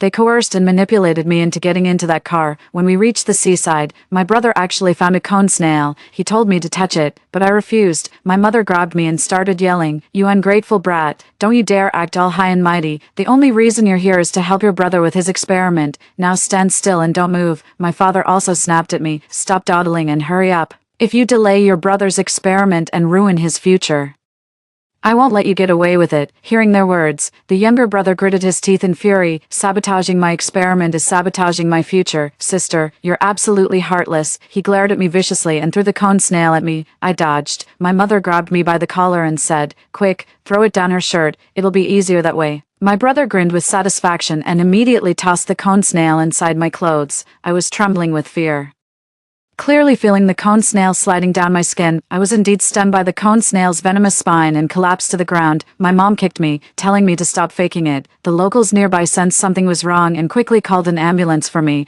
but when the ambulance arrived, my parents stopped the paramedics and insisted they check my brother first, check my son first, Oren touched the cone snail too. Make sure he isn't poisoned. Even though the medics said my brother seemed perfectly fine, they stubbornly pushed for it. In the end, I was completely gone. My brother said with lingering fear, "Thank goodness Mom and Dad helped me, or I'd be the one who died this time. It's all my fault. If we had tried to save my sister first this time, maybe she wouldn't have died." My mom comforted him. "Don't you dare feel guilty. A cone snail's venom acts fast. A person can be gone in the time it takes to smoke a cigarette." Even if we had lifted her first, we couldn't have saved her. The doctor just arrived too late. My father also said, if you want to blame someone, blame her ill-fated destiny. She was doomed from the start. Yes, I was born unlucky, but Mom, Dad, little brother, this time, I want to change my fate. The moment I said I wasn't going, my brother immediately got worked up. Mom, look at her. We already agreed on this. What do you mean we agreed? They've been calling all the shots from the start. I never had any say in this. My mom slapped me across the head with a sharp crack. Don't be a buzzkill, you brat. You're going whether you like it or not, or don't expect any allowance next week. My brother and I are both in our first year of high school. The difference is, I'm a boarder while he's a day student. He gets 500 yuan in weekly allowance as a day student, but I only get 50 yuan for my weekly living expenses as a boarder, I sneered. And that even has to cover my monthly sanitary pad expenses. Life's already hard enough, and they still have to shortchange me. If you're trying to starve me to death, just say so. I'm not going anyway. 2. I grabbed my luggage and headed straight home. My mom was furious. You foolish girl. You don't know a good thing when you see it. Suit yourself. My dad kicked me from behind and scolded me for not knowing what's good for me. Only my younger brother got anxious. Mom, sis has to go. Who else is going to help me with the experiment, you guys? Haha. I clearly heard two ambiguous, cold laughs. It's my parents. I could even see their faces trembling with fear. Mom, Dad, you knew how dangerous cone snails are, yet you let my brother do this anyway. Am I really your biological child? I actually asked this question before too, but all I got in return was a beating and a torrent of abuse, you useless girl. If it weren't for you, why would we have had to spend money to have a second child? It's all because you're such a disappointment. If you were a boy, none of this would have happened. You've drained every last penny from this family, so I really am their child. It's just that I'm a girl, so I don't deserve their love. With red-rimmed eyes, I turned and walked away. My mother quickly grabbed me by the ear. You're going today whether you like it or not. Even if I have to drag you there, go ahead and tie me up then. I'll scream for help the first chance I get. It's not like I'll be the one embarrassed when the police show up anyway. My dad asked what it would take for me to agree to go. After questioning me for what felt like forever, I broke down in tears. I'm scared. Mom threatened to cut off my allowance for next week. My brother and I are both in 10th grade. Why does he get 500 yuan weekly allowance as a day student while I only get 50 yuan as a boarder? I'm their child too. This isn't fair. Dad immediately breathed a sigh of relief when he heard it was about money, promising he'd definitely give me my allowance next week. I wasn't buying it. I need it right now. Come on, kid. You don't trust your own dad. Of course I didn't. I'm 2 years older than my brother. I'm 18 this year, and he's 16. When I was just 7 years old, I begged my dad to enroll me in elementary school, but my dad said, Celia, you're a girl. Starting school too early isn't safe. You might get bullied. Wait until you're older, then you can go together. He's a boy, he can protect you. I ended up waiting for 2 whole years. It took the neighborhood committee stepping in and rallying everyone to finally convince my dad. Even under those circumstances, I still had to wait for my younger brother. If my brother didn't go to school, I wasn't allowed to go either. I started school a full 2 years later than my peers. I'm already 18. Yet I'm still in the same 10th grade class as my 16-year-old brother. Him protecting me, seriously, it's always been me looking out for him, not the other way around. I heard that same line when I was a kid, but I'm not a child anymore. I want the money right now. My mom finally gave in and slapped 50 bucks into my hand. But, not enough. I need 500. Celia, you're crossing the line. My mother flushed crimson with anger. My father's face darkened too. My brother mocked me for being tacky and money grubbing. But what does that have to do with me? I just want some money to secure my future a bit more. After all, I'm definitely going to the seaside. How else would I get to watch you die with my own eyes? The trip was supposed to be a joyful occasion. But my asking for money cast a shadow over the car ride. My mom, in particular, was furious. My younger brother tried to calm her, saying, Mom, don't take it to heart with my sister. Besides, just think of this 500 yuan as covering 10 weeks of living expenses. That's over 2 months, sis. Since you've asked for over 2 months worth of living expenses now, you can't ask Mom for any more until after summer break. Summer vacation. You won't even live to see the summer break. Once you're gone, this entire house will be mine. It's only now that I feel a secret relief. At 18, I already have what it takes to live on my own. With my parents and younger brother gone, I'm their sole legal heir. Why would I worry about money? Half a day later, we finally reached the seaside. 3. My brother dashed ahead without looking back. Sis, you handle the gear. Grab mine for me. I looked at my brother's gear, from the fins to the mask, and even the helmet. Once fully suited up, you're completely protected from head to toe. It should be enough to ward off cone snail attacks. I picked it up and held it against myself to see how it fit. Mom smacked me on the head. My mom was furious. What do you think you're doing? That's your brother's. My dad glared at me too. You took $500 from your mom and still aren't satisfied. Now you're messing with your brother's stuff. You dare pull this while we're still alive. What'll you do when we're gone? You'd just push your luck even more and bully him every day, wouldn't you? My brother shouted from across the room, Sis, if you dare touch my stuff, I'll end you, and me. I'd like to see you try. I lowered my head to hide the gloom in my eyes, and when I looked up again, they were already red with hurt. Dad just said he loved me, but the moment I touched my brother's gear, you both snapped at me. Am I even your child anymore? Sobs. My parents just seemed annoyed. Celia, you've never been like this before. Is she possessed or something? Yes, you fiend. A vengeful spirit from a past life, here to claim your souls. People were already pointing and whispering as I cried, some even pulling out their phones to record. My father couldn't take it anymore, his face dark with anger. Tell me, what will it take to satisfy you? And don't you dare mention money again. I don't want the money. In my eyes, they're already dead. Spending even a single extra cent feels like it's coming straight from my pocket. I can't bear it, sniffling, I said. I want the exact same diving gear too. My brother ran over from a distance and sneered upon hearing my words. Celia, have you no shame? This gear was specially brought back from abroad by mom and dad for me. It cost at least $20,000. Who do you think you are to deserve equipment worth that much? My mom also scolded me, saying I was a toad lusting after a swan's flesh. I cried even harder, wailing loudly. My dad, not wanting to attract attention, lowered his voice and said, Celia, that's enough. Where would we even find diving gear sold around here? We'll talk about it when we get back. Go back. If I don't have any gear, how am I supposed to go back? I sniffled, but I want it anyway. We don't have one here, so what do you plan to do? Don't even think about using your brother's. It's his size, and it's for boys. You're a girl. It wouldn't be appropriate for you. My mom was so angry and impatient that if there weren't people around, she would have thrown a punch. My brother was at his wit's end too, but he was determined to get this sorted out ASAP. He scanned the area. I saw his eyes light up with my own eyes. He spotted the fisherman's diving gear next door. He chuckled. Sis, it's too late to get the exact same gear now. Since you've got $500, why not rent a diving suit instead? I'll take photos for you later. He thought I wanted the gear just to show off. I did play along and put on a shy act at the right moment. My mom scoffed. So young and already obsessed with vanity, keep this up and you'll regret it someday. My dad glared back. If you want to rent it, hurry up and go. Don't waste time. I wiped my tears and rushed over, but not without turning back to remind my brother again and again. Make sure to take lots of photos for me later. I want to post them on my social media. My brother chuckled in agreement, but his eyes gleamed with mischief. I knew he genuinely wanted to see me meet my doom. I went to a local shop. They sell full-body waders that cover you from head to toe, from the hood down to the rubber boots, keeping you completely dry once you put them on, including the hands. The rental cost is 50%, with a $200 deposit. I'll take 2 sets and layer them. You think that's a joke? Nobody understands the potency of cone snail venom better than I do. Their venomous harpoons can even penetrate rubber boots, and the toxicity is extremely potent. Experiments have shown that the venom from a single cone snail can be potent enough to incapacitate an entire dinner party. Moreover, since each cone snail's venom composition is unique, there is still no universal antidote for this toxin worldwide. After being stung by a cone snail, victims face 2 grim options: await inevitable death or rely solely on their metabolism to rapidly flush out the toxin, but whose metabolic rate could possibly outpace the rapid spread of cone snail venom. So I'll rent 2 sets. 1 set just wouldn't cut it for me.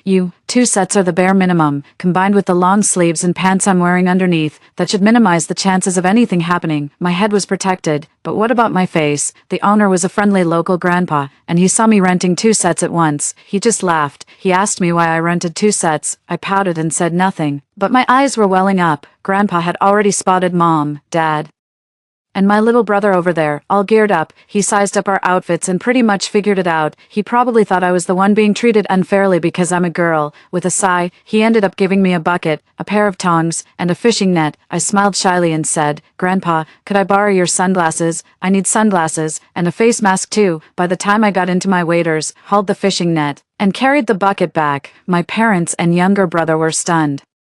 Celia, take that off right now. What do you think you look like? Like a local fisher. My mom was hysterical, and my dad's eyes were filled with disapproval. My brother sneered. It looks awful. Take it off right now. Mind your own business, just help me take a photo. I just want to cosplay as a local for a bit. I dashed into the ocean to put some distance between us. Meanwhile, I scanned the seabed for that vividly patterned geographic cone snail. The geographic cone, reputed to be the most venomous of all cone snails. In my past life, it was the venom of that very cone snail that killed me. As I ran forward, the malice in my brother's eyes grew even more apparent. Finally, after half an hour, Celia, get over here now and start the experiment. No way. My parents exchanged a glance, then each grabbed one of my arms and dragged me toward my brother. They were grumbling and cursing as they pulled me along. How dare you defy me, your own father? If you're this rebellious at such a young age, what will you be like when you grow up? Forget about school. You might as well just stay home and wait to get married. Honey, she's already 18 anyway. Let's set her up on some blind dates once we get back. The sooner she's married off, the sooner we can wash our hands of this, so they don't even want me to continue my studies. Despite my outstanding grades, my younger brother had already pinned down a cone snail the size of a palm with a stick. The moment I saw that cone snail with its gray patterns, my scalp tingled with dread, and scenes from my past life flashed before my eyes. The venom of the cone snail is extremely potent and has a powerful paralyzing effect, so you won't feel any pain immediately after being stung. Bullshit. But the most terrifying part is that you can distinctly feel your life force draining away rapidly. One cigarette. Truly, a person can be gone in the time it takes to smoke a cigarette, and now my brother wants to use me as his test subject. Hurry, strip her clothes off. Or how are we supposed to do the experiment? My brother yelled. I struggled while my father held me down, and my mother went to unzip my waders. The zipper, why won't it open? Is it broken? I saw this coming. I deliberately broke the zippers on both wading suits. I told the old man I'm buying these 2 suits, for $100, paid in full. With my mom's financial support, I can actually afford it. My mom went pale when she saw my zipper was stuck. And my brother was getting impatient. It took forever to find this cone snail. If we don't run the experiment soon, it'll die and lose its toxicity. Then what's the point? Mom, Dad, you've got to do something. Go for her face. The mask on her face, it can be torn off. That's how ruthless my mother was. She was willing to sacrifice her own daughter's life to support her son's experiment. Overwhelmed by a surge of hatred, I finally broke free from my father's grip, and the bucket in my hand was swiftly slammed over my head before my brother could strike. I fled in a blind panic, running frantically forward.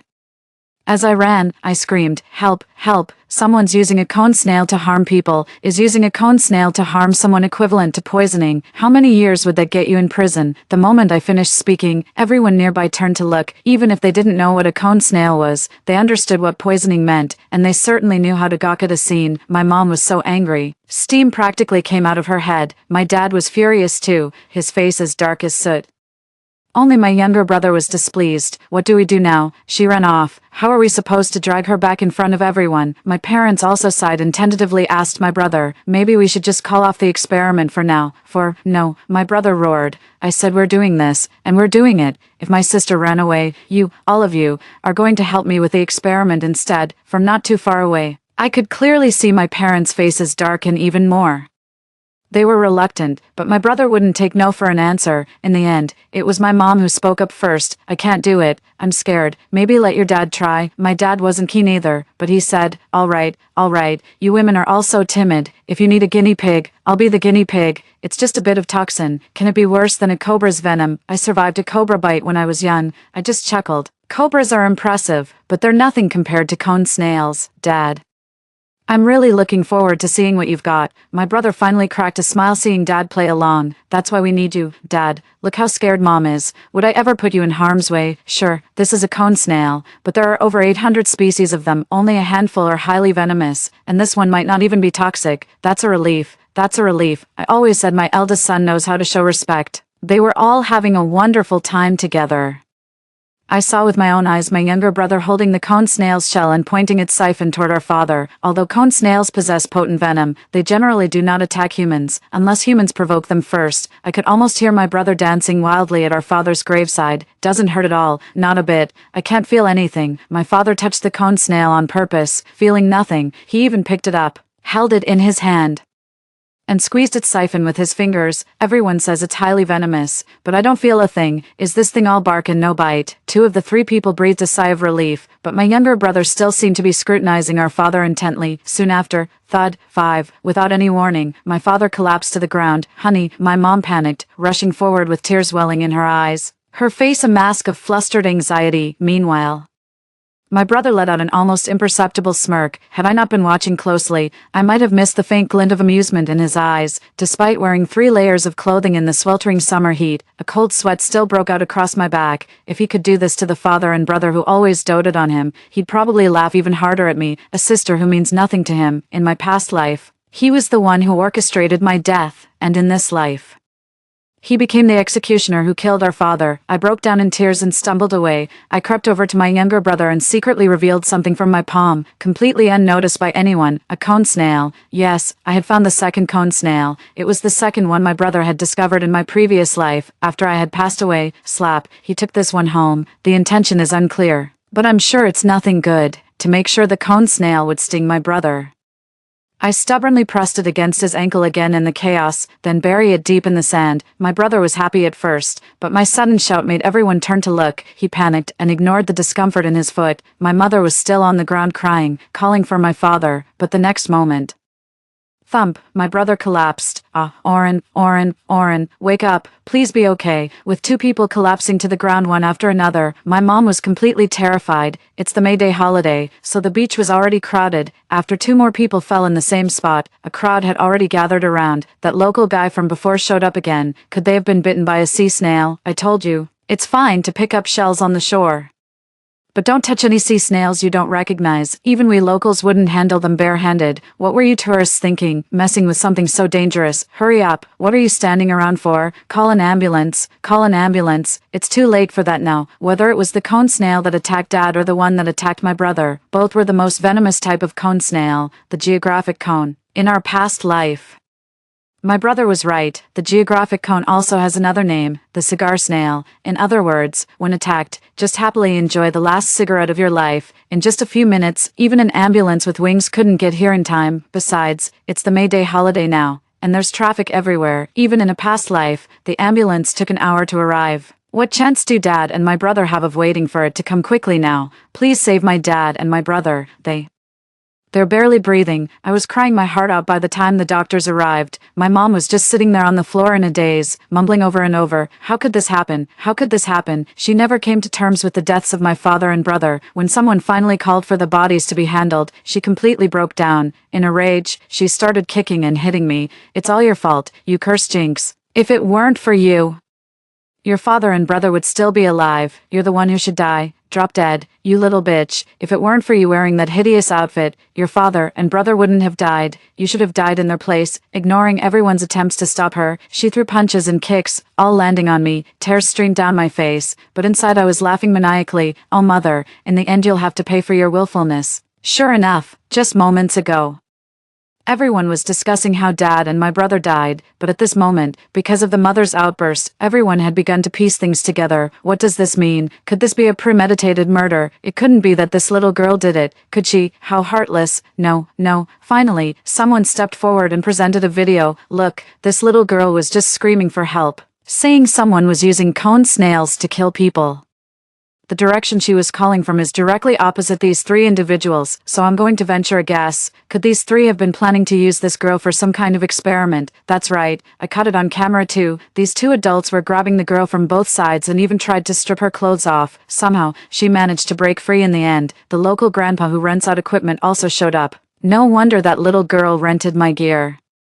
At first I thought this family favored boys over girls and didn't care about her. Everyone else had full equipment while she had nothing. Now it makes sense. She rented the gear to protect herself from their attempt on her life. Someone else brought up that scene when I first arrived at the beach and caused a commotion. All the pieces fit together, so this was indeed a premeditated murder. Except the target of this murder attempt was me in the flesh.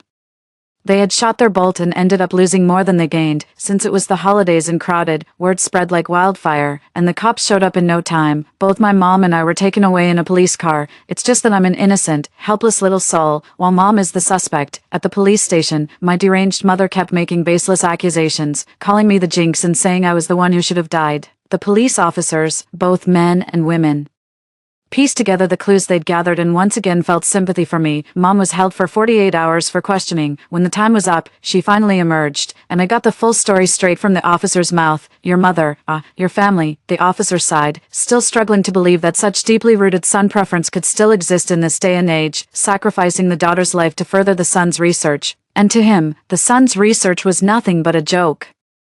That experiment was pure nonsense. It was less of an experiment and more of child's play, except the cost of this game was the girl's life. How could such parents even exist in this world, right? How is that even possible? In the end, the police officer patted me on the shoulder and comforted me, saying, "Young lady, I've looked into your records. You're already 18 and legally an adult. You're doing great in school too. Just hang in there for a couple more years. And I'm sure you'll be able to leave this household for good. Stay strong, kid." Every tear I've shed since my rebirth was part of an act, but at this moment, I couldn't hold back my breakdown and wept uncontrollably. Across lifetimes, I've finally received the first warmth that truly belongs to me. I must leave this home, of course I must. But before that, Mother, it's time for you to receive the gift fate has in store for you. That wouldn't be fair, would it? 6. Mom came home and went crazy, constantly blaming me. I didn't cry, but showed Mom my brother's phone. "Everyone says you're the murderer. Mom, did you really kill Dad and my brother?" Even though the police have debunked the rumors, people online are still calling the mother a murderer. Some even dox the mother. That's the woman. She's so biased against girls. Her daughter only started 10th grade at 18, supposedly to wait for her 16-year-old brother. But truth be told, if it weren't for compulsory education laws, she wouldn't have sent her daughter to school at all. Her daughter has always been a top student. She even aced the high school entrance exam as the county's top scorer. Rumor has it the family tried to pressure her into dropping out right after the exam. If the school hadn't repeatedly sent people to persuade them, she'd probably be working in a factory down south by now. Such a pitiful young girl. Yes, it's tragic. But this isn't even the worst of it.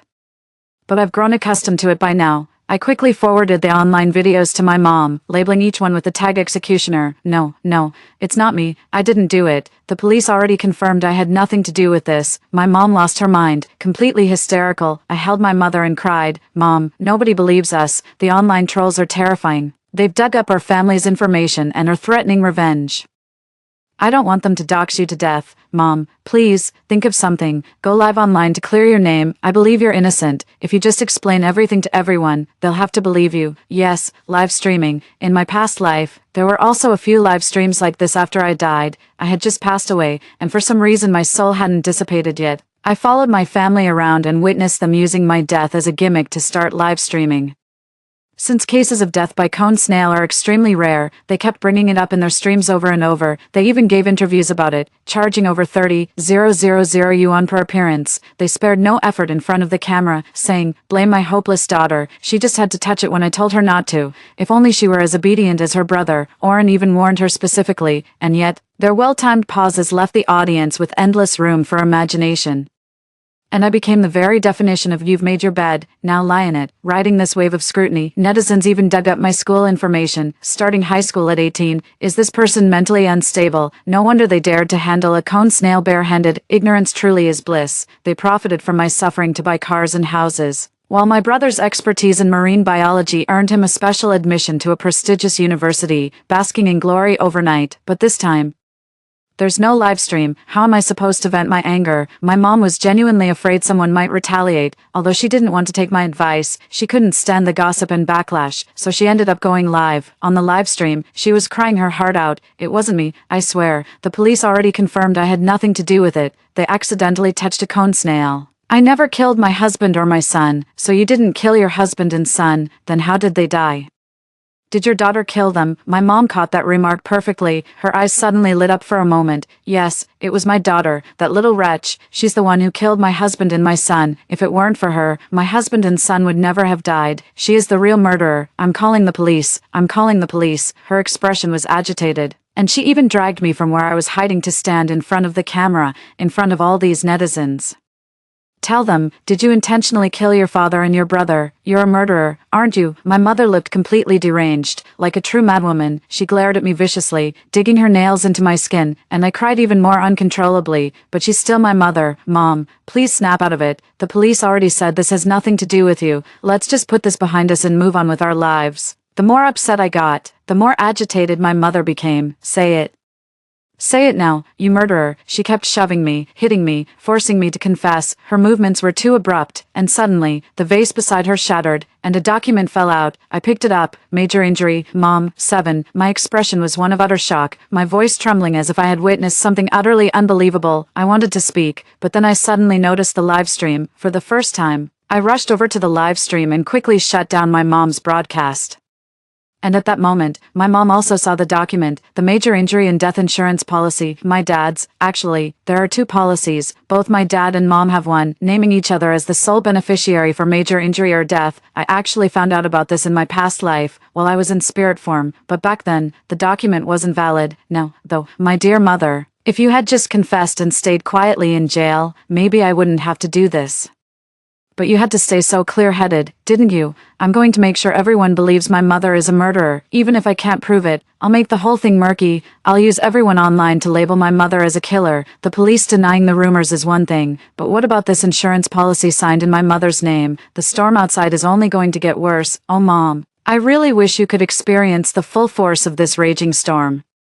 Mom didn't want to withdraw that money at first, but I told her I had a dream about my younger brother. He's short on money over there. This statement is half true and half false. Indeed, after being reborn, I rarely dreamed, but I recently had an unexpected dream of my past life. So it turns out that the second cone snail my brother brought home was ultimately used on our mother. It was a gloomy, rainy day, driven by his desperate need for money.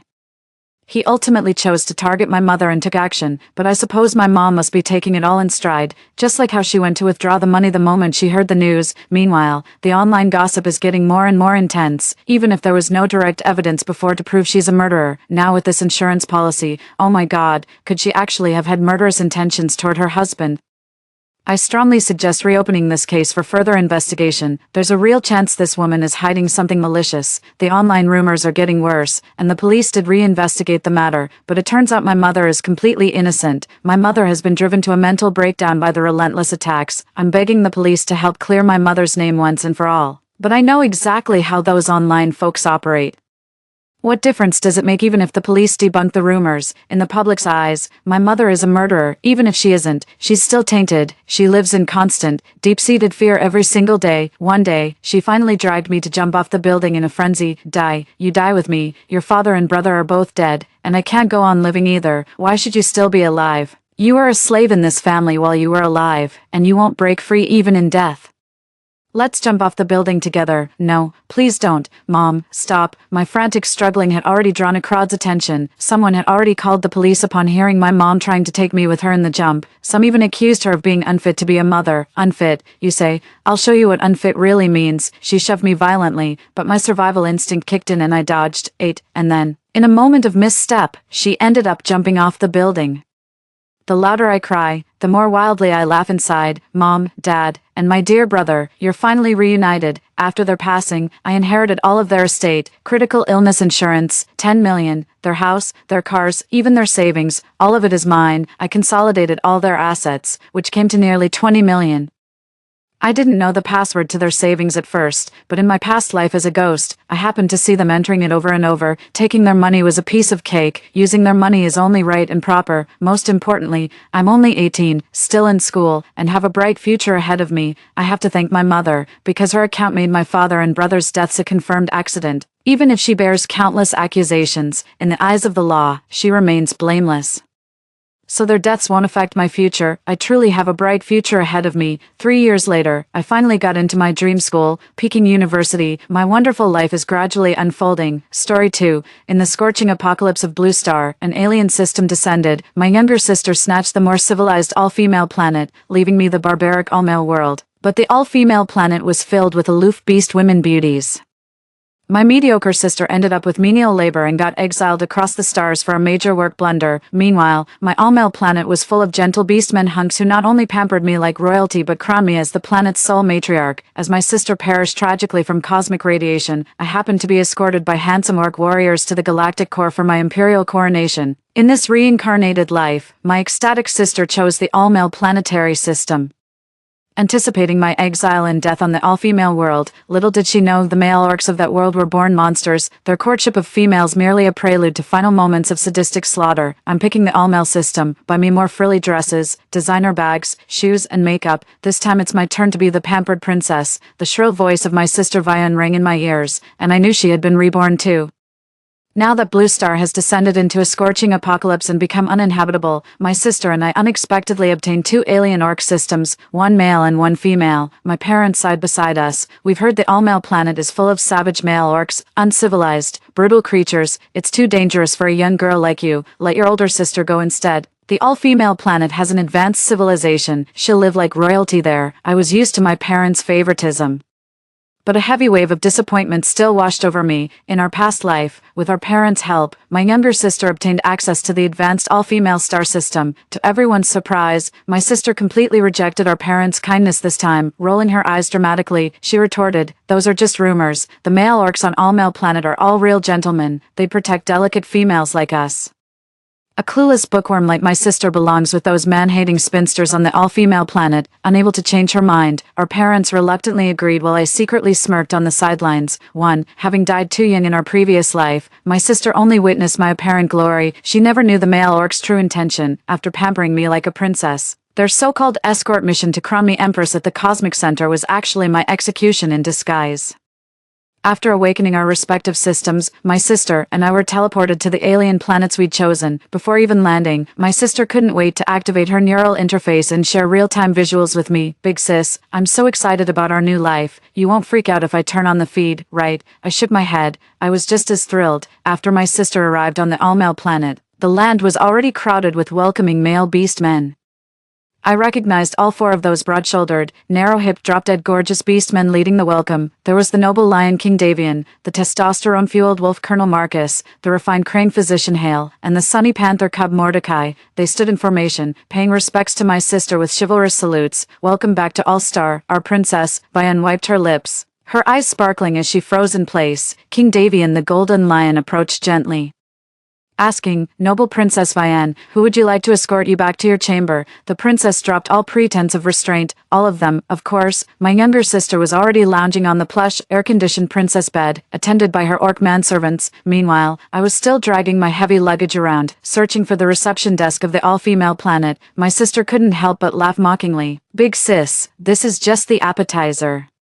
Wait till you meet those old hags, that's when your real suffering begins." In my past life, I'd activated neural link sharing out of concern for her, so I'd naturally witnessed her arrival on the all-female planet before. Back home, my sister was used to being pampered by our parents and taking my belongings without asking, so when we arrived on the alien planet, she still acted like the most privileged guest, ignoring my warnings, barging into an unoccupied house, helping herself to whatever she fancied. When confronted by the rightful owner, she refused to apologize, claiming nothing in that hovel was worth her attention anyway. Naturally, this earned her universal contempt from the all-female inhabitants. Assigned to work at a nutrient synthesis plant, my sister couldn't handle the labor, convinced the beast women were jealous of her beauty and tormenting her. She deliberately slacked off until factory equipment got damaged from idling.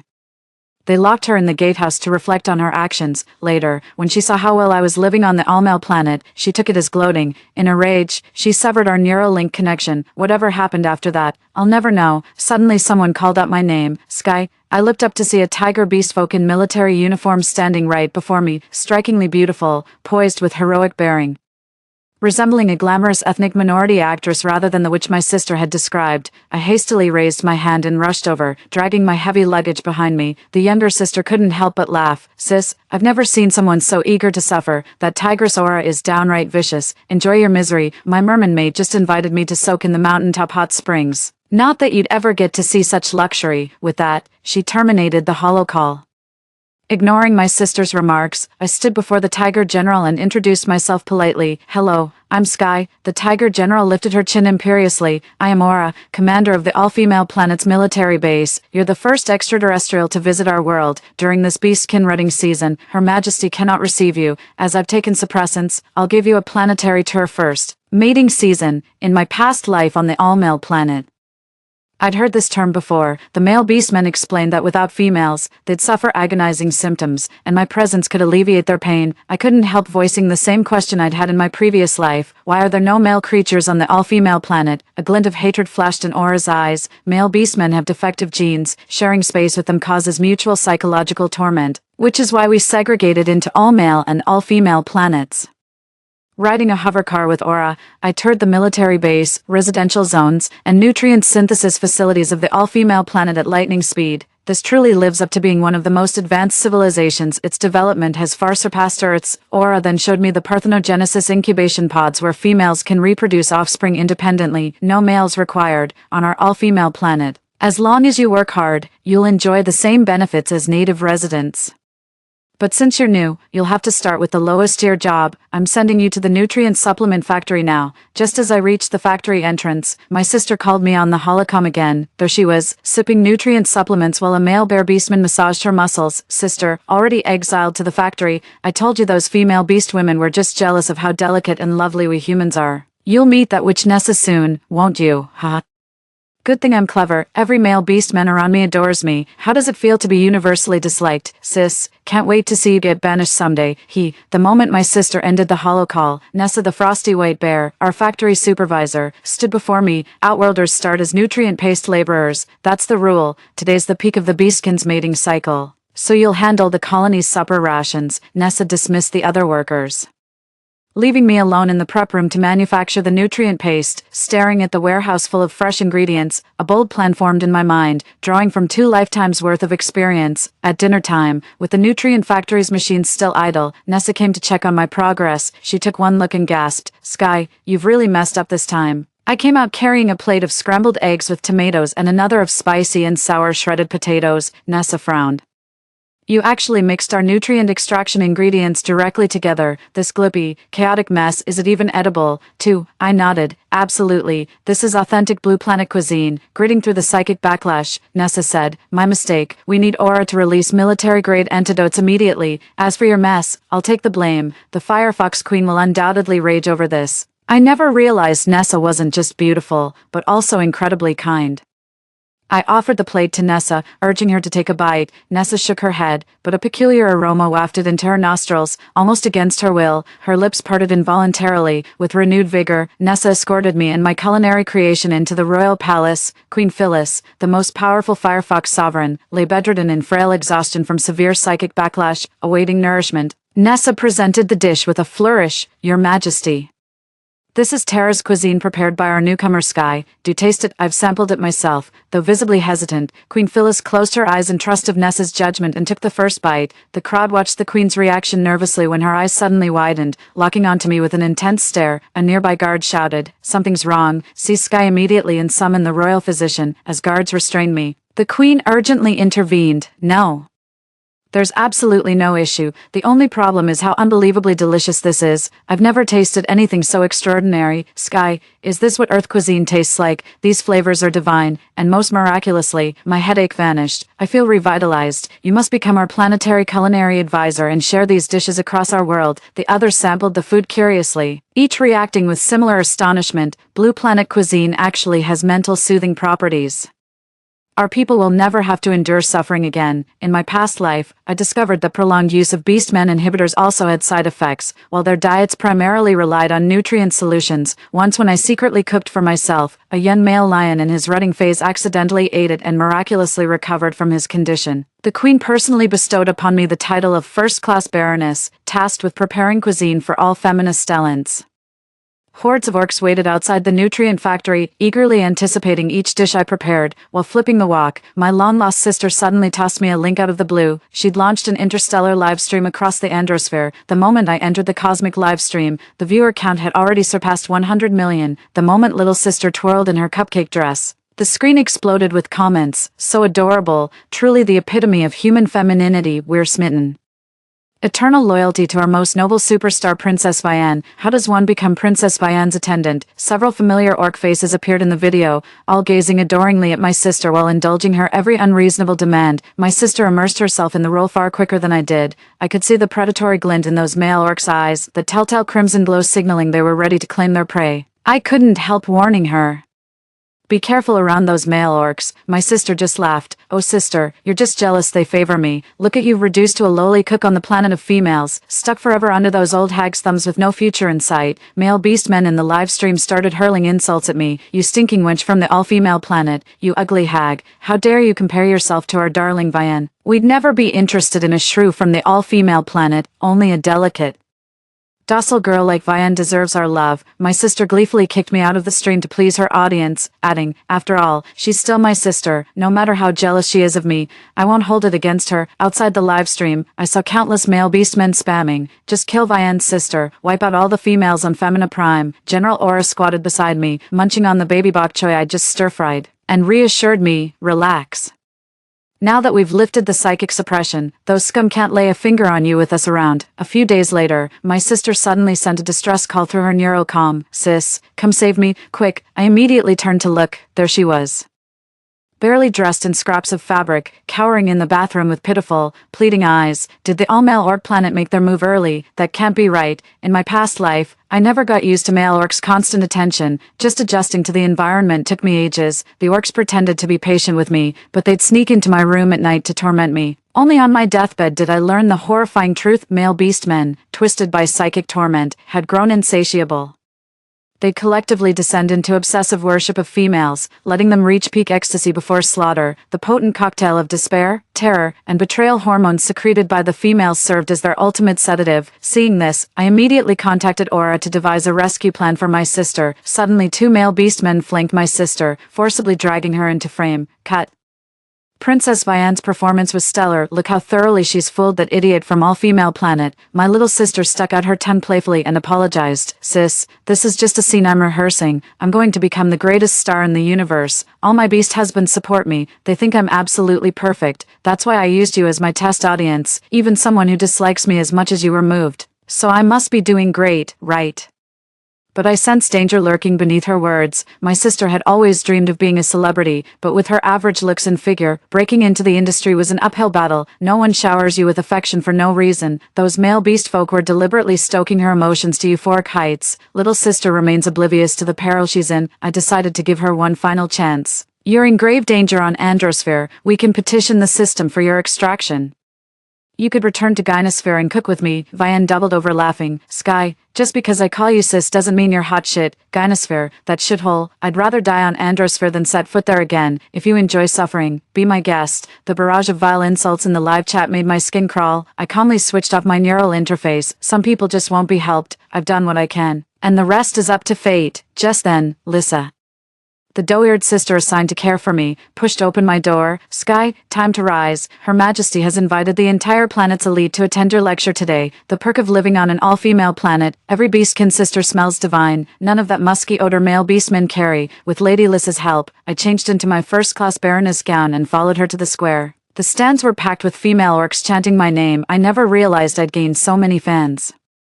Queen Phyllis held my hand and explained with a smile, "Your blue star cuisine has liberated us from spiritual suffering. You've earned the people's adoration." A white-haired, bespectacled sheep grandmother stepped forward. "So you're Sky from Blue Planet. I've sampled your Earth cuisine. The ancient Terran civilization truly is profound. I'm quite fascinated by it." Lissa quickly whispered to me, "This is Dr. Portia, the most revered archaeologist on our all-female planet." I responded courteously, "Earth cuisine is but a tiny ripple in our civilization's ocean. Across the river of time, we have countless historical legacies that continue to inspire." 3. Dr. Portia asked with trembling excitement, "Would you elaborate on that for us?" Before the scorching apocalypse, I was already a dual champion in both arts and sciences, and a hardcore history enthusiast. I immediately launched into tales ranging from Emperor Qin and Emperor Wu of Han to Emperor Taizong of Tang and Emperor Taizu of Song. The all-female aliens were utterly spellbound, never imagining this now desolate planet once boasted such a magnificent civilization. Dr. Portia excitedly petitioned the Firefox Queen. "We must appoint Sky as our historical expert to assist my research in ancient blue planet studies. This could bring transformative changes to our world." Nessa quickly interjected, "Sky's already committed to culinary duties, she simply doesn't have bandwidth for this." Sensing the brewing argument between them, Queen Phyllis proposed a solution. "Why not have Sky teach online courses? Every star system is promoting their own celebrities these days. Sky is our all-female planet's shining star." That same day, my account followers surpassed 80 billion. That evening, my sister had a sudden inspiration to do a live PK battle with me. And her eyes nearly popped out when she saw my follower count. "Impossible. This has to be fake. I'm this famous and only have 8 billion followers. How could you surpass me? You must have bought bots." I shrugged indifferently. "Think what you want. If you're scared to lose, just file for forfeiture with the Cosmic Net Bureau. Otherwise, let's PK. Fake fans don't spend money. We'll see who's real soon enough." My little sister, constantly worshipped by a horde of male beast men, was naturally confident she could beat me, but her meteoric fame, just an illusion carefully crafted by the all-male planet's agenda. Her fanbase was almost entirely built by Chuanchum's own residents, as viewers from other galaxies had zero interest in watching some princess wannabe act out cringeworthy plots, yet my tales of ancient blue star civilization captivated countless extraterrestrials. When the PK battle began, The entire Beastmen population of Chuanxing went wild, supporting her with donations, putting her way ahead of me initially. Seeing this, Queen Phyllis immediately ordered her subjects to flood into my livestream and back me up. In no time, my likes miraculously tied with my sister's. Dear Portia studies ancient cultures across planets and enjoys immense prestige throughout the star systems. At her rallying cry, even extraterrestrial residents came to support me, turning the tide into a landslide victory. The dashing orc gentleman in my sister's livestream couldn't stay composed either, all urging her to concede. Dr. Crane Hale whispered in his sister's ear, "Sorry, Vian, your sister's faction is too numerous. Even if Androxia exhausts all its resources, we can't possibly contend with the entire star system." Panther Mordecai chimed in, "Exactly, Vian. Being a celebrity isn't all that fun. How about becoming the empress of a planet instead?" The younger sister impatiently slapped them both across the face. "Enough already. I don't want to be any damn empress, I just want to be the hottest star in the galaxy. You will make this happen for me." I saw Hale and Mordecai exchange a glance, their eyes turning frosty as they looked at my sister, oblivious to their hostility. My sister kept campaigning desperately for votes. In the end, she still lost. After obtaining the Queen's approval, I donated the entire massive prize money from the PK competition to impoverished star system residents, and instantly gained over 100 billion new followers. My sister watched in red-eyed fury as General Aura and head chef Nessa, both of whom she despised, doted on me like a little sister. Even the queen she'd never met in her past life treated me as an honored guest, while all the beast women of all-female star embraced me as family. This shouldn't be happening. How come you get treated so well? I just got momentarily angry at their rudeness and poisoned the nutrient supply line. That's all, yet they exiled me to deep space. Those beast women are clearly all wicked witches, so why are they only nice to you? I was speechless. So this was why my sister got exiled. She absolutely deserved her fate, I sneered. If you want kindness from others, start by being kind yourself. Before pointing fingers, take a good look at your own actions. My sister angrily cut off our holocall in a huff. She didn't contact me for the longest time until 1 month later, when I was teaching Queen Phyllis the newly popularized game of Go. Suddenly my sister's call came through again. "Sis, open your eyes wide and see for yourself. I've surpassed your follower count now, 150 billion fans. I'm officially the universe's hottest superstar." Queen Phyllis glanced over curiously. The all-male planet actually bought her that many fake followers. That's completely unprofitable. They must really dote on your sister. I was the only one who noticed. All the male beastmen quietly accompanying my sister had their eyes turned deep violet. That could only mean one thing: dinner time was coming. I immediately sent my sister a private message. "Haven't you noticed? The male beastmen around you are undergoing eye mutations. They'll soon turn you into tranquilizer potion ingredients." Even though my sister and I never got along, I despise those beastmen who play with women's hearts even more. My sister glanced down, then sneered, "Jealous, trying to come between me and my mates. Dream on. I've always been more desirable to men than you'll ever be." She then showed the private message I'd sent her to the beastmen around her. I caught the flicker of shock in their eyes before they quickly schooled their expressions. They immediately comforted her. "Nonsense. We're just going through our rutting season. Being near Vian alone suits our spiritual energy. We don't need any potions." Colonel Marcus the Grey Wolf suddenly pressed his face close to the screen, remembering how he tenderly tortured me to death in our past life. I felt my hair stand on end. Marcus stared at me and spoke slowly. "You're clever, but it's all self-satisfied cleverness. Mind your tongue about things you shouldn't say." My sister abruptly pulled Marcus away in alarm, then shot me a wary look. "Don't even think about seducing my Grey Wolf. Werewolves mate for life. He'll only ever be loyal to me." Marcus actually knelt down and kissed his sister's feet right in front of the cameras. "That's right, my little princess Vian. Marcus will forever be your devoted servant," never glancing at another woman. The sister smiled in satisfaction. Only I knew, at this very moment, the sister's emotional meter had peaked, and the male beastmen were already preparing the execution. In the following days, the younger sister remained active on the interstellar network as usual, but unusually, the beastmen of all-male planet rarely stayed by her side anymore. During her final livestream, she finally broke down in tears, venting her disappointment toward the male beastmen. Contrary to her expectation where everyone would grovel for forgiveness, those usually gentle and considerate beastmen now brandished knives with sinister grins, all pointed at her. "Stop, what's wrong with you all? Don't scare me like this. I'm your rightful wife, master," the golden lion Davian sneered. "We've endured you long enough for this moment, you filthy low-born female. Your despair and terror are the finest psychic sedative for all citizens of all-male planet." My sister screamed and dodged, causing the live stream to cut out abruptly. I remained silent for a long while, fearing she'd met the same fate as in my past life, but moments later, her neural link unexpectedly reconnected to my channel. The screen showed her huddled under blankets, face barely visible, as she whispered timidly, Sis, I was wrong. That offer to take me to Gynopia, did you mean it? I asked suspiciously. You're okay now. What about the beastmen of All Male Planet? They just let you go. My sister's bruised and battered face suddenly filled the entire screen. Sky, happy to see me like this. You knew the truth about All Male Planet all along. Was it fun playing me? You never actually wanted to save me. If you did, you wouldn't be spouting all this nonsense. You're just as fake as those women from All Female Planet. Suddenly, countless male beastmen appeared in my sister's feed, beating her while extracting her despair and fear, all the while hurling curses. Didn't you promise to help us trick those bitches from All Female Planet? We're only keeping you alive because you swore you'd turn them all into our resources. Now go do your damn job. My little sister's face was completely smeared with blood, her features unrecognizable. She glared at me with pure hatred. This is all your fault. You did this to me. I'll make you pay for this. Terrified, I disconnected the neural link and screamed, Aura, save me. The all-female planet immediately went into emergency lockdown, with Queen Phyllis and General Aura both stationed in my chamber. Don't be afraid, Sky. Our planet's military might is formidable. The all-male invaders don't know the terrain. They won't make planetfall anytime soon. We've got ample time to prepare. Nessa brought over a bowl of her newly learned herbal tonic to coax me into drinking it. Just drink this and rest. Sky, don't overthink it. By the time you wake up, this will all be over. Our planet won't fall so easily. After drinking the soup, I lay down but tossed and turned, haunted by the nagging feeling that I'd overlooked something crucial. A meteor streaked past the window, then it hit me. My sister was also reborn. She'd been to all-female planet before and knew the way.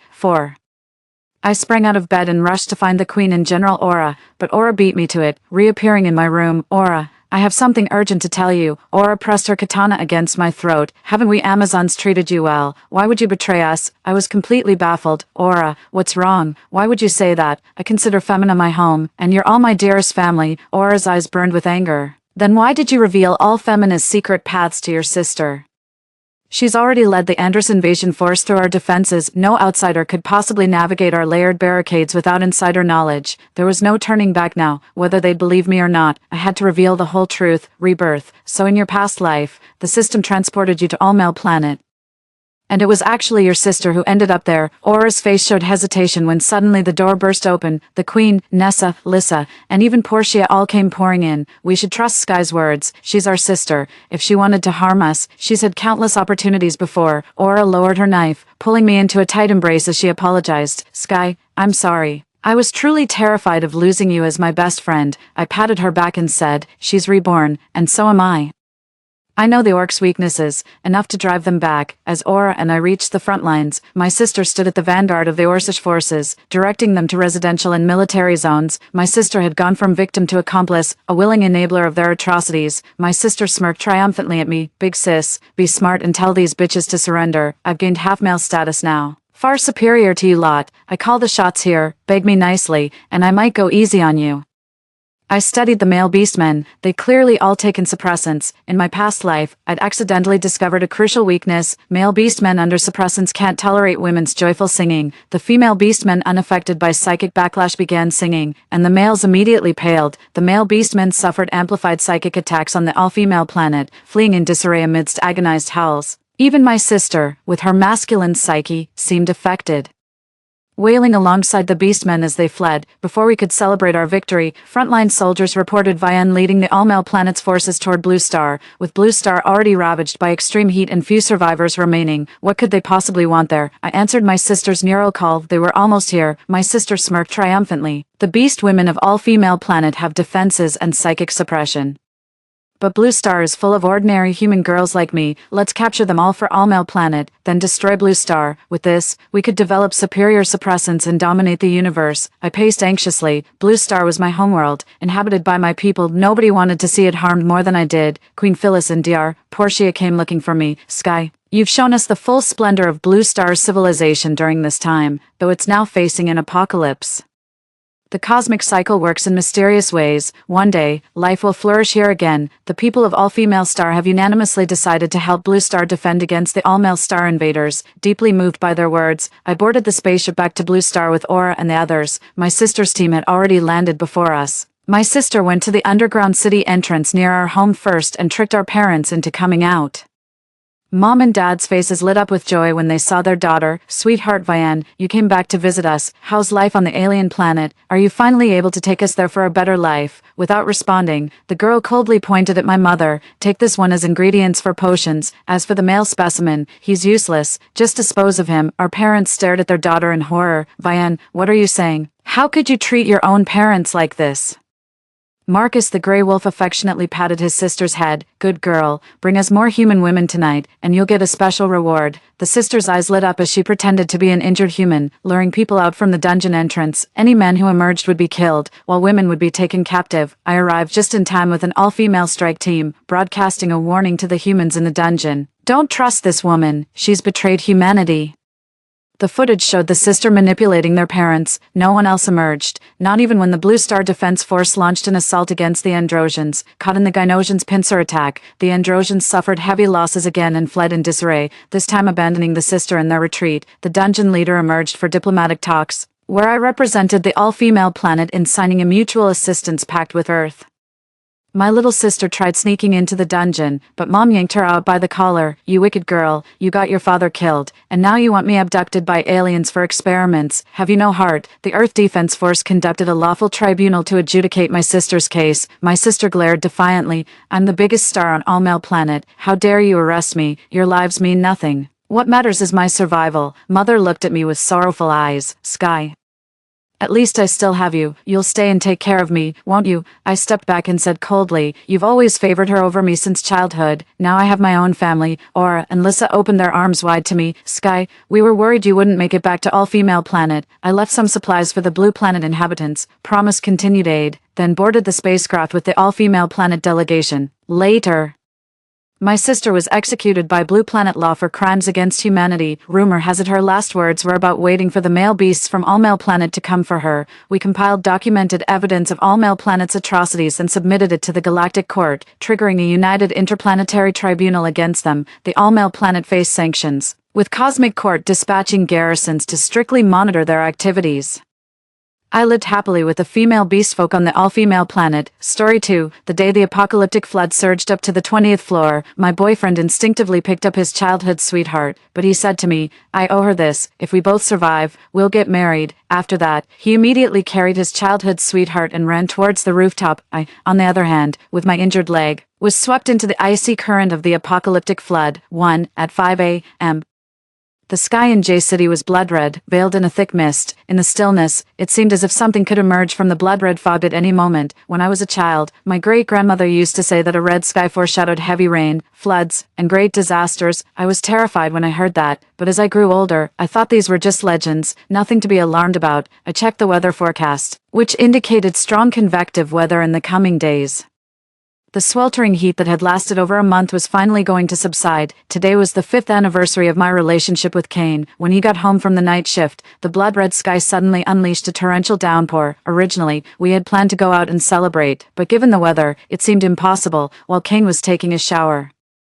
I quietly placed the gift box next to the breakfast. However, as soon as he stepped out of the bathroom, his phone rang. He glanced at the downpour outside the window and was about to hang up, but when he saw the caller ID, he immediately answered the call. Kane, it's raining cats and dogs. The sky outside is so terrifying. I feel so cold, and I'm shaking all over. I can barely breathe. I'm so scared. Whoa. The dining room was so quiet that I could clearly hear the voice on the other end of the phone. The girl sounded pitiful and weepy. Phoebe, have you taken your medicine? Wait for me. I'll be right there. Kane didn't even look at the breakfast on the table. He casually changed his clothes, grabbed an umbrella, and headed out the door, not even bothering to tell me where he was going. I didn't say a word. Just as he opened the door, I reached out and pressed against the door panel. I quietly slipped between him and the door, my back firmly against the cold, hardwood. Kane rubbed his temples, his tired face filled with annoyance. Phoebe's anxiety is acting up, and I need to go. You know, if it weren't for her saving me back then, she wouldn't have gotten hurt, missed the college entrance exam, or developed psychological problems. Paige, we're almost getting married. I hope you can treat Phoebe like a sister. Kane put his arm around me.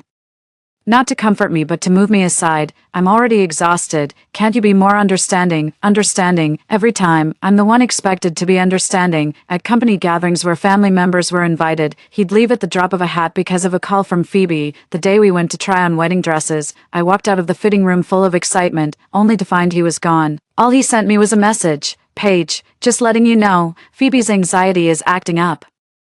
And I'm going to check on her on my birthday. He also left me behind because of Phoebe. Kane, do you really have to go today? Paige, don't be unreasonable. I've already told you where I'm going. I'll be back soon. Phoebe works alone in J City with no one to rely on. How can I just ignore her? After saying this, Kane forcefully pulled my hand away and left without looking back. 2. I've seen Kane's back countless times. When we started dating 5 years ago, he seemed to shine brightly. But the moment he walked out today, that light suddenly dimmed. The rain showed no signs of stopping. Instead, it grew even heavier. I opened the gift box on the table. Inside was a key to a new apartment. Because we didn't have a place of our own, our wedding date kept getting postponed. A few days ago, the neighbors on the 30th floor moved out of town and were selling their place at a low price. I discussed it with my parents, and they paid the down payment to buy it today. I had planned to tell Kane that we finally had a home and that we could get married. I packed all my belongings and went to the apartment on the 30th floor alone. Disappointment gnawed at me like a worm, leaving me feeling hollow inside. Looking out the window on the 30th floor, the red sky gradually faded, replaced by a grayish hue, as if night had fallen. I couldn't believe my eyes when I checked my phone. It was only 9 a.m. At the same time, a yellow rainstorm warning popped up on my phone. Dear citizens, according to the latest news from the meteorological station, our city will experience a severe rainstorm, expected to last for a week, affected by consecutive days of high temperatures. The soil moisture saturation is relatively high. This rainstorm may trigger mountain floods, geological disasters, and other situations. Please avoid going to dangerous areas such as mountains and rivers as much as possible to ensure personal safety. At the same time, the rainstorm may cause traffic congestion, power outages, and other adverse effects. It is recommended that citizens plan their travel routes in advance and prepare necessary emergency supplies to ensure safety. Finally, please pay attention to prevent lightning, strong winds, and other natural disasters. In case of emergency, please call the Citizen Service Hotline 12345 or the Police Hotline 110 in a timely manner. Wish you all a safe passage through the rainstorm. Thank you. Soon. The property management also sent a notice in the homeowners group. Many neighbors shared news about the terrible road conditions outside. Due to the heavy rain, it was inconvenient to drive, and the community supermarket quickly became crowded. I didn't go downstairs to join the rush because before leaving, my parents had filled my fridge and snack cabinet, worried that I'd rely on takeout. There was more than enough food in the new home to last not just a week but a whole month. Although it was summer, the howling wind outside made it feel as cold as late autumn. Streams of water flowed through the community. More and more neighbors returned from work, and students were dismissed early or given a holiday. Because of the heavy rain, the delivery truck of the community supermarket broke down after bringing in a batch of supplies. The rain poured continuously for a whole day, from morning till night. I didn't receive any news from Kane until a neighbor posted a rescue video in the community group. In the video, a man and a woman were swept off the road by the wind and rain. Despite the man's tall and strong build, he was knocked down by a stone carried by the wind and couldn't get up easily. Fortunately, he managed to grab the guardrail at the community gate and even caught his female companion who was about to fall. Looking at the dispirited man in the video, wasn't that Kane and the girl he was protecting in his arms? Wasn't it Phoebe? I rushed to the balcony and looked down, but the rain and fog were so thick that I couldn't see anything clearly. I continued watching the video with my phone in hand. No, the wind and rain are too strong. The voice of the person filming was fragmented by the wind and rain. Soon, several kind-hearted neighbors tied ropes around themselves and began to rescue Kane and Phoebe. The leading rescuer was a big, strong man, but he also struggled in the strong wind. He was knocked down just 2 steps in, landing awkwardly on the ground, and the wind even blew his raincoat inside out. Hold on tight. He signaled the people behind to be careful and then slowly got up and walked towards Kane and Phoebe. When the ropes were put around Kane and Phoebe, they were so excited that tears welled up in their eyes. Thank you so much. Thank you. Thank you. Let's go. Hurry back. Don't go out again in this heavy rain. I had no choice. I was driving back to the community, but my car broke down at the second phase down the slope. I had to abandon it and walk back. The community group was filled with praise. Kane also thanked everyone in the group. It seemed he was safely back home now. I opened Kane's WeChat chat window, but thinking of Phoebe, I closed it again. I tossed and turned in bed. When I woke up the next day and checked my phone, I saw a post on Phoebe's moments. The caption read, "My fate with most people is fleeting, but with you, it's a bond of life and death, enduring forever." There were 3 pictures attached, one of Kane's sleeping profile, one of the 2 of them sleeping in each other's arms with their fingers intertwined, and one of them struggling to move forward in the rainstorm. The last photo was a bit blurry, but it was clearly a screenshot from the video in the community group yesterday, although they had faced life and death danger yesterday. At this moment, I was so angry that my hands were shaking. I immediately called Kane. The phone was answered quickly, but it wasn't Kane's voice. Kane is asleep and can't answer the phone right now. Paige, you should understand now who Kane really loves. Under the gloomy sky outside the window, the distant hills were obscured by the rain and fog. Even though I was on a high floor, the smell of damp earth and decaying plants permeated the air. The scent of the rainstorm suddenly reminded me of another rainy day after work. I was waiting at the subway entrance with many others for the rain to stop, but more and more people were picked up by umbrellas. I couldn't get a taxi that day and had to walk home in the rain. On the way, I saw Kane's car speeding by, with Phoebe in it. I told myself to calm down, but I couldn't stop the anger coursing through my body. The internal struggle was intense, and I felt completely overwhelmed. I rushed straight to the 20th floor and opened the door with my key. I ran into the bedroom, grabbed the sleepy Kane, and showed him Phoebe's photos one by one. I'm sorry, Paige. Kane looked innocent and full of guilt. Kane, let's break up. No, Paige, don't break up with me. You misunderstand. We almost got swept away and died in the rainstorm yesterday. Phoebe's rented place is on low ground, and it was already flooded up to the 3rd floor yesterday. I owe her, and I had to bring her here for shelter. Phoebe started crying pitifully and reached out to hold my hand to apologize. I felt disgusted and pushed her away. She lost her balance and stumbled to the ground. I was so angry that I almost laughed. What's with the fake fall? I didn't push that hard. It's all my fault. I'm so sorry. Kane, I caused Paige to misunderstand. I'll leave right now. Phoebe pretended to cry and started to leave. I didn't believe she'd really go. Where could she go in this storm? Kane, however, got anxious and jumped out of bed to stop her. Paige, I love you. Trust me, I'll sort this out. Boom, crash. Just as Kane and Phoebe were arguing, a loud rumble suddenly came from outside the window. In an instant, the sky darkened, and a huge wave, as if from nowhere, surged forward like a giant beast. The low-lying buildings were almost instantly submerged. The sound of buildings collapsing and people's cries for help were silenced by the overwhelming wave, turning into a desolate, soundless scene. The buildings in our community's first phase were located on the highest hill in the area. Even so, they couldn't withstand the powerful flood. The windows shattered instantly under the wind and rain. In just a few seconds, the floodwater reached the 20th floor. I was knocked down by the surging water, and my back was pinned down by something, making it impossible for me to move. Paige, run, go to the rooftop. When Kane saw me fall, he turned to come to my aid, but Phoebe, who had been threatening to leave, clung to Kane in terror. Kane, I can't breathe. Kane, As she spoke, she fainted in Kane's arms. I half leaned against the bay window, holding onto the bed railing tightly. Kane glanced at the flood behind me and then at Phoebe in his arms. Paige, hold on, wait for me, I'll come back for you. If we survive, we'll get married right away. Kane left with Phoebe in his arms. He didn't see that Phoebe, who was supposed to be unconscious, secretly opened her eyes and gave me a triumphant smile. Before leaving, she deliberately pulled the door shut, cutting off my only way to escape. The floodwater slammed against my body again and again. My nose and mouth were filled with muddy floodwater. Broken branches and debris lashed at me like sharp knives, torturing me as if I were being executed by Lingchi, slowly killing me. After struggling violently, I was shivering all over, and everything went black before my eyes. 3. When I opened my eyes again, I was lying in someone else's bed. Paige, you're awake. The face of Grandma Rebecca came into view. She was my upstairs neighbor, a lonely elderly woman. Grandma. She's awake. I turned my head at the sound, and a man with a distinctive leg, a mechanical prosthetic, walked towards me. How are you feeling? Is there anywhere that hurts? Looking up, I saw the man's face clearly. It was Lawson, Grandma Rebecca's adopted grandson. When did his leg become like this? For the chaotic memory suddenly became clear. It was Lawson who saved me. I thought I would die in the flood. Grandma Rebecca and Lawson were the ones who rescued me. When the massive flood hit, Grandma Rebecca saw many neighbors running towards the rooftop. When she opened the door, she saw Kane also running upstairs, but she noticed that the girl in his arms wasn't me. Worried about my safety, she asked Lawson to go downstairs and check on me immediately. Lawson waded through the water, broke down the door, and risked his life to save me. His arms were covered in scratches from the debris in the flood. Thank you for saving me, dear child. Don't mention it. If it weren't for you saving me back then, this old woman would have been long gone. I met Grandma Rebecca 2 years ago in winter. We were in the same elevator on our way home when I noticed she didn't look well and kept clutching her chest. I asked if she needed help, but she just waved me off. When the elevator reached the 20th floor, I didn't rush home. I kept an eye on Grandma Rebecca. Just as the elevator door was about to close, she suddenly fainted inside. I stopped the elevator and immediately called 120.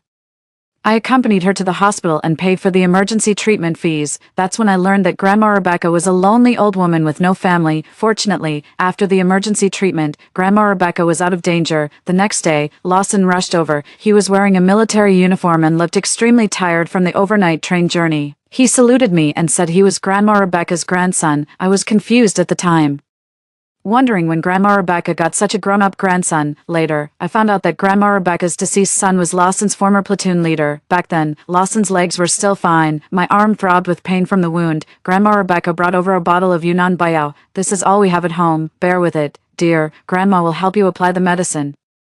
I burst into tears and threw myself into Grandma Rebecca's arms. Maybe it was the relief of surviving the disaster, or the sudden care after so much despair. I couldn't stop my tears from flowing. I told Grandma Rebecca about every bit of my relationship with Cain over the past few years, all my efforts and the grievances pent up inside me. I said I was truly blind. And it wasn't until this disaster struck that I finally saw Cain clearly. The rainstorm outside the window gradually subsided.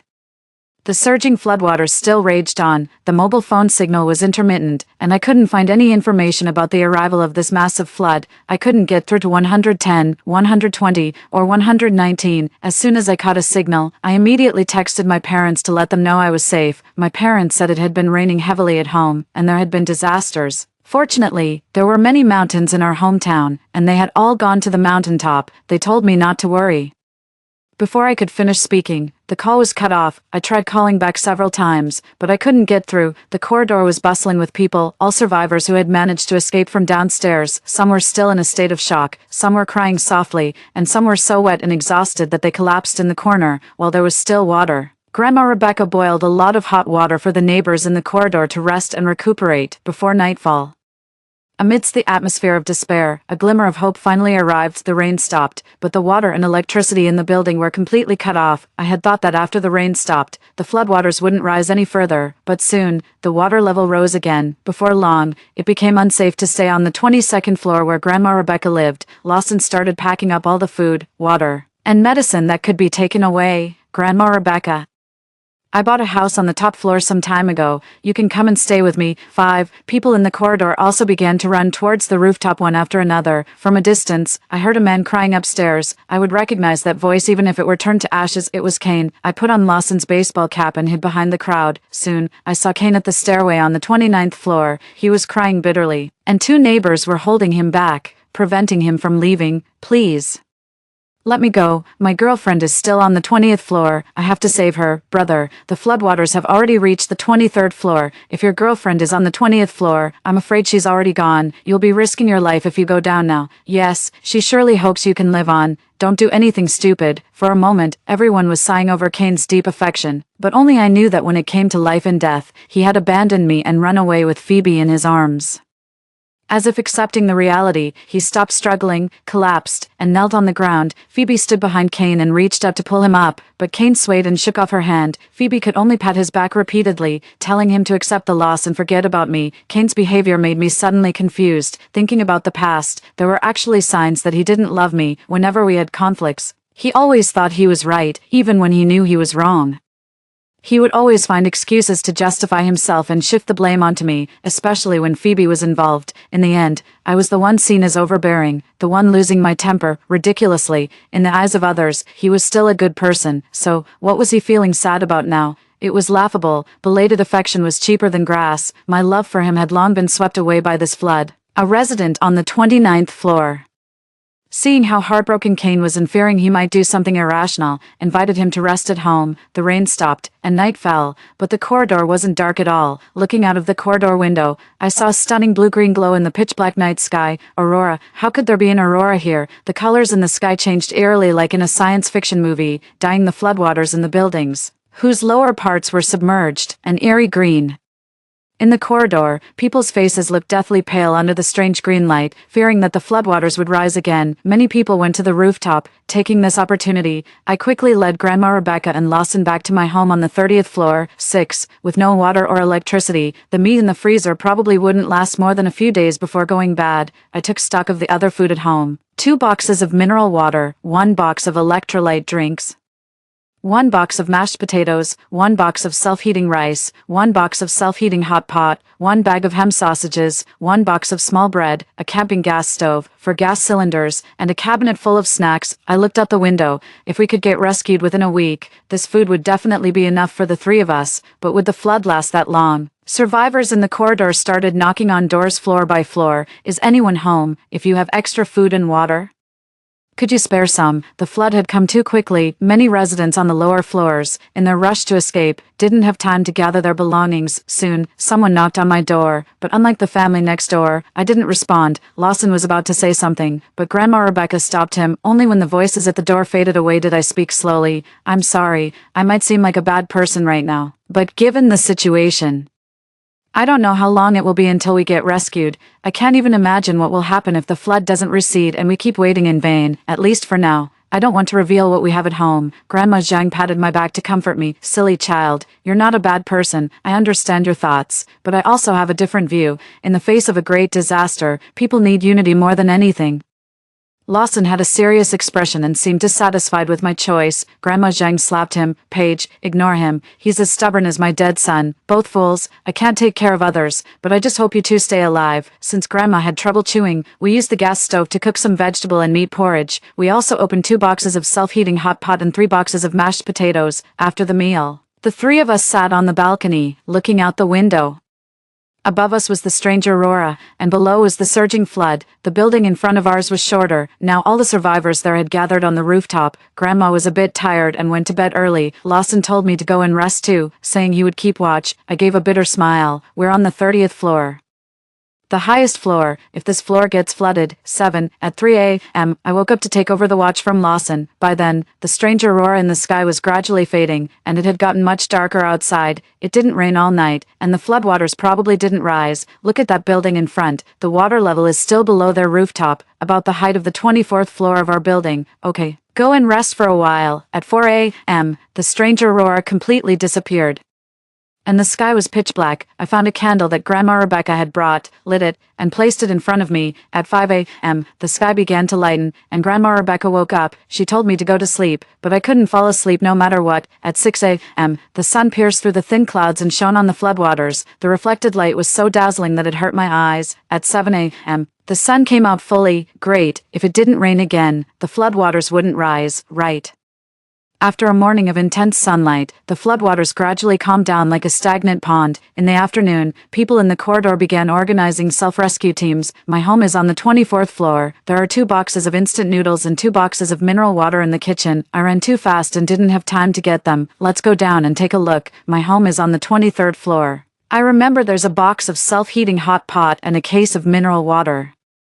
I need to go back to the 22nd floor to get my dad's medicine. Is anyone going to the 22nd floor? Are there any good swimmers here? We're short on manpower right now. For safety's sake, let's divide into groups and go to different floors. Don't push yourselves. If you feel tired, come back immediately. Lawson and I pressed our ears against the door, listening to the discussion outside. When we heard they were short on manpower, he couldn't stay put. Count me in. When I opened the door, the people at the door were a bit surprised. All the members of the rescue team outside were from floors below the 24th floor, which were already submerged. None of them were from the 25th floor or above. Soon, several neighbors' eyes shifted from Lawson's face to his prosthetic leg. Brother, thank you so much for offering to help, but your leg. Lawson knocked on his prosthetic leg. I lost this leg during a mission. I used to be in the army. I'm a good swimmer, and this prosthetic is waterproof. Count me in too. I need to go to the 20th floor. Hearing Kane's voice, I quickly closed the door halfway and hid behind it. Brother, are you feeling better today? The water has reached the 24th floor now.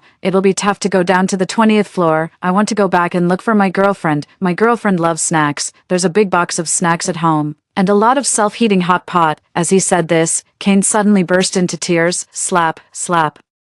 Slapdash, he slapped himself in the face while crying. I'm afraid I won't be able to come back alone. My sister is still on the rooftop. If anyone is willing to go to the 20th floor with me, I'm willing to share half of the food. I don't need my share. Just leave some for my sister. Everyone thought Kane was loyal and kind-hearted. Everyone tried to persuade him, perhaps because of Kane's persistence, or maybe to get more supplies. Someone finally agreed to go to the 20th floor with him. Lawson knew about my relationship with Kane. He didn't say anything, just turned his head and glanced at me inside the door. I put my index finger to my lips, signaling him not to tell Kane I was here. Grandma Rebecca walked to the door worriedly and said goodbye to Lawson. I know I can't stop you, but you must promise Grandma to put your safety first. After a while, the self-rescue team set off downstairs along the corridor. I kept an eye on the water level from the balcony. Grandma Rebecca and the families of the other self-rescue team members waited in the corridor for Lawson's return. I looked into the distance and saw a white boat floating on the murky floodwaters. Rescue had arrived. I opened the window and waved at it. After waving for a long time, I realized that it was a tourist boat from a park. There was no one on it, and it was just drifting with the current. Eventually, it got stuck next to a submerged building nearby. Hope and despair alternated in an instant. If we couldn't get rescued and if that boat was in good condition, could we use it to save ourselves and leave? 8. Have you seen my grandson Lawson? Why hasn't he come back yet? Grandma Rebecca's anxious voice sounded at the door. It seemed the self-rescue team had returned. To avoid running into Kane, I opened the door a crack and observed the situation outside. Most of the team members had returned. They were soaking wet but had brought back a lot of food. Everyone was tired, but the mission had generally gone smoothly. Even when a neighbor who was in the same group as Lawson came back, Lawson was still nowhere to be seen. Son, was my grandson in your group? Why hasn't he come back? Didn't you encounter any danger down there? The man was carrying a large bag of food in his arms. He waved his hand and rushed towards the rooftop. The team leader put the food on the rooftop and then returned to the stairway to wait. Let's wait for another 5 minutes. If they don't come back, a few of us will go down and check again. As soon as he finished speaking, Kane and the 2 people in his group came back. When Phoebe saw Kane, she hurried up to meet him. He handed her the bag of food and medicine, then knelt on the ground and refused to get up. She's dead. Paige is dead. I couldn't find her, not even her body. The people around tried to comfort Kane, telling him to accept the loss. Looking at Kane's appearance, I felt nothing inside. Phoebe tried to pull him up to the rooftop to rest, but she couldn't budge him. At this moment, everyone's attention was on Kane, except for Grandma Rebecca and me, who were staring at the stairway. Lawson, you're finally back. Grandma, I'm okay. Brother, are you hurt? I'm fine. I just ran into a little trouble. Lawson looked around the crowd as if searching for something. Soon, his eyes met those of the man who had gone into the water with him. For some reason, the man looked visibly flustered when he saw Lawson. Lawson clenched his fists and walked straight towards the man. Next to the man stood a little boy about 4 years old. When the little boy saw that no one else came out behind Lawson, his nose wrinkled, and he started crying. Dad, where's Mom? Be good, son. Mom got on a boat. She'll come back soon to take us away. Everyone knew it was a lie to comfort the child. The little boy's mother was probably dead. Lawson suppressed his anger, and his clenched fists relaxed slightly. Grandma Rebecca urged Lawson to go home and change his clothes. Before closing the door, I glanced at Kane. He was still kneeling in the direction of the stairway. Let him kneel. It has nothing to do with me anymore. After he came back, I asked Lawson what had happened. He said that when they were looking for supplies, the man in the same group had almost killed him to grab the food. We have enough food at home. Don't go again. Unexpectedly, Lawson shook his head as soon as I finished speaking. It's okay. If they go down to look for supplies again tomorrow, I'll still go and help. I'll talk to Levi, the team leader, later and remind everyone to be careful. There was no emotion in Lawson's voice. Instead, I got worked up. We don't need more food. That guy almost killed you for food. Is just reminding Levi to be careful enough. There's a huge flood outside, and you have a prosthetic leg. Stop being so overly kind-hearted. What would Grandma Rebecca do if something happened to you? Facing my outburst, Lawson didn't get angry. He just said calmly, when Chinese people face natural disasters and man-made calamities, they don't fear hardships, difficulties, or even death. In times like this, only unity can see us through. Looking exhausted, Lawson dragged his prosthetic leg to his room to catch up on sleep after saying that. Later, Grandma Rebecca told me that Lawson's father had sacrificed while fighting the massive floods in 1998. In 1998, I was just born, and Lawson was only 1 year older than me. That year, 300,000 soldiers jumped into the river to set up defenses. They built dams with their own bodies, one after another being swept away by the flood. Lawson has no memories of his father. He can only look at photos and search for memories of his father in flood-fighting documentaries again and again. Later, he also became a soldier. Maybe it's the sense of mission of a soldier. He's as stubborn as my son, Paige. Don't be angry. Just then, there was a knock on the door. It was Levi, the initiator of the self-rescue team. He brought half a bottle of water and 2 packs of instant noodles. How's Lawson? This water is clean. No one has drunk from it. I just poured out half a bottle. If it's sunny tomorrow, we'll go down again. Grandma Rebecca looked at the food Levi brought but didn't take it. We still have enough food. Lawson just wants to help. You can give these to others. Grandma, don't be polite. I'll just leave them here, Levi said and dashed away. looking at the half bottle of water and 2 packs of instant noodles outside the door, then at the food and water inside. I felt mixed emotions. 9. Before the 3rd day arrived, the plan to dive downstairs to search for supplies fell through. It rained all night. The floodwaters, which had seemed calm, became turbulent again. Overnight, the water level rose to the 26th floor. The buildings in front of ours, which were slightly shorter, were completely submerged. Just yesterday, the rooftop of that building was still full of people. The rain didn't stop until noon. As the clouds dispersed, the sun began to scorch the earth again. By then, the floodwaters had risen to the 27th floor. If it continued to rain, the water might flood the 30th floor tomorrow. I looked for the boat that had drifted over from the park with the floodwaters yesterday, but it was nowhere to be seen after the night. Suddenly, there was another knock on the door in the corridor. The person knocked on the doors of all the neighbors on the 30th floor. When I opened the door, she was kneeling in front of the neighbor's door, holding a child. "I'm sorry to bother you. My child has had a fever all night, and it won't go down. Do you have any fever medicine? Please help me." Behind the woman was a familiar figure, Phoebe. She seemed to be helping. When I leaned out to look, I happened to meet Phoebe's gaze. Her eyes were full of shock when she looked at me. You're not dead." The neighbor didn't have any medicine in stock. The mother quickly turned to look at me. "Don't worry, I should have some cold medicine, but it's for adults. If you're sure you want it, I'll go look for it." "Okay, adult medicine is fine. I'll give my child a quarter of the dosage. Thank you so much." She was about to kneel to thank me, but I quickly held her up. "Wait a minute." At the same time, Kane's voice came from the corridor. "Phoebe, where did you go?" At this, Phoebe's expression visibly panicked. She quickly grabbed the mother beside her and pushed her towards my house. I deliberately blocked the door, preventing her from succeeding. I asked Grandma Rebecca to bring the medicine box and let the mother and child into the house. Phoebe was left outside, and I slapped her hard. I knew what Phoebe was up to. She didn't want Kane to see me. Ridiculous. As if I wanted to see Kane. With our lives at stake, I'm not going to play any emotional games with you. "You hit me. How dare you hit me? A lot of people upstairs are sick. Why didn't you take out your medicine earlier? You didn't open the door when we knocked these past few days. Are you hiding a lot of food and water? You're so selfish. You won't share them." "Paige, listen, I know. You forcefully occupied someone else's house. That's why you're guilty." Slap. I slapped Phoebe again. "Phoebe, get this straight. I'm the one giving the medicine, not you. This house is mine, not yours. Who do you think you are, pretending to be a good person here? Woo, you're hoarding supplies, you're selfish, you're bullying people. I'm going to tell Kane, I'm going to tell everyone." Kane had already followed the sound. When he saw Phoebe crying, he was about to question me, but when he saw me, he swallowed the words that were on the tip of his tongue. Shock and joy alternated on his face. "Paige, you're still alive. That's great. I've been suffering these past few days. It must be that God heard my prayers. Our love must have kept you alive. We will definitely survive. I will definitely give you a grand wedding." He stepped past Phoebe and walked quickly towards me, opening his arms to pull me into an embrace. Initially, I wanted to push Kane away, but seeing Phoebe's face turn red with anger, I stopped. Phoebe's hands were shaking with anger. She stood behind Kane and tugged at the hem of his clothes. "Kane, Paige, she hit me," Phoebe cried pitifully. Kane felt sorry for her again. He let go of me and turned to look at Phoebe. Although Phoebe's face was red, the 2 slap marks on her face were even redder. Kane looked at me with the expression. "Paige, Kane, when the flood came, you ran away with her in your arms. Do you know how painful it was when my nose and mouth were filled with muddy floodwater and I couldn't breathe? That morning, if you hadn't left, you would have known that this house was supposed to be our wedding home. After all that's happened, how do you have the nerve to think I still want to marry you? Even if the end of the world comes, I'd rather die than be with you." The expressions on Kane's face changed rapidly. He knelt on the ground and begged me to forgive him desperately.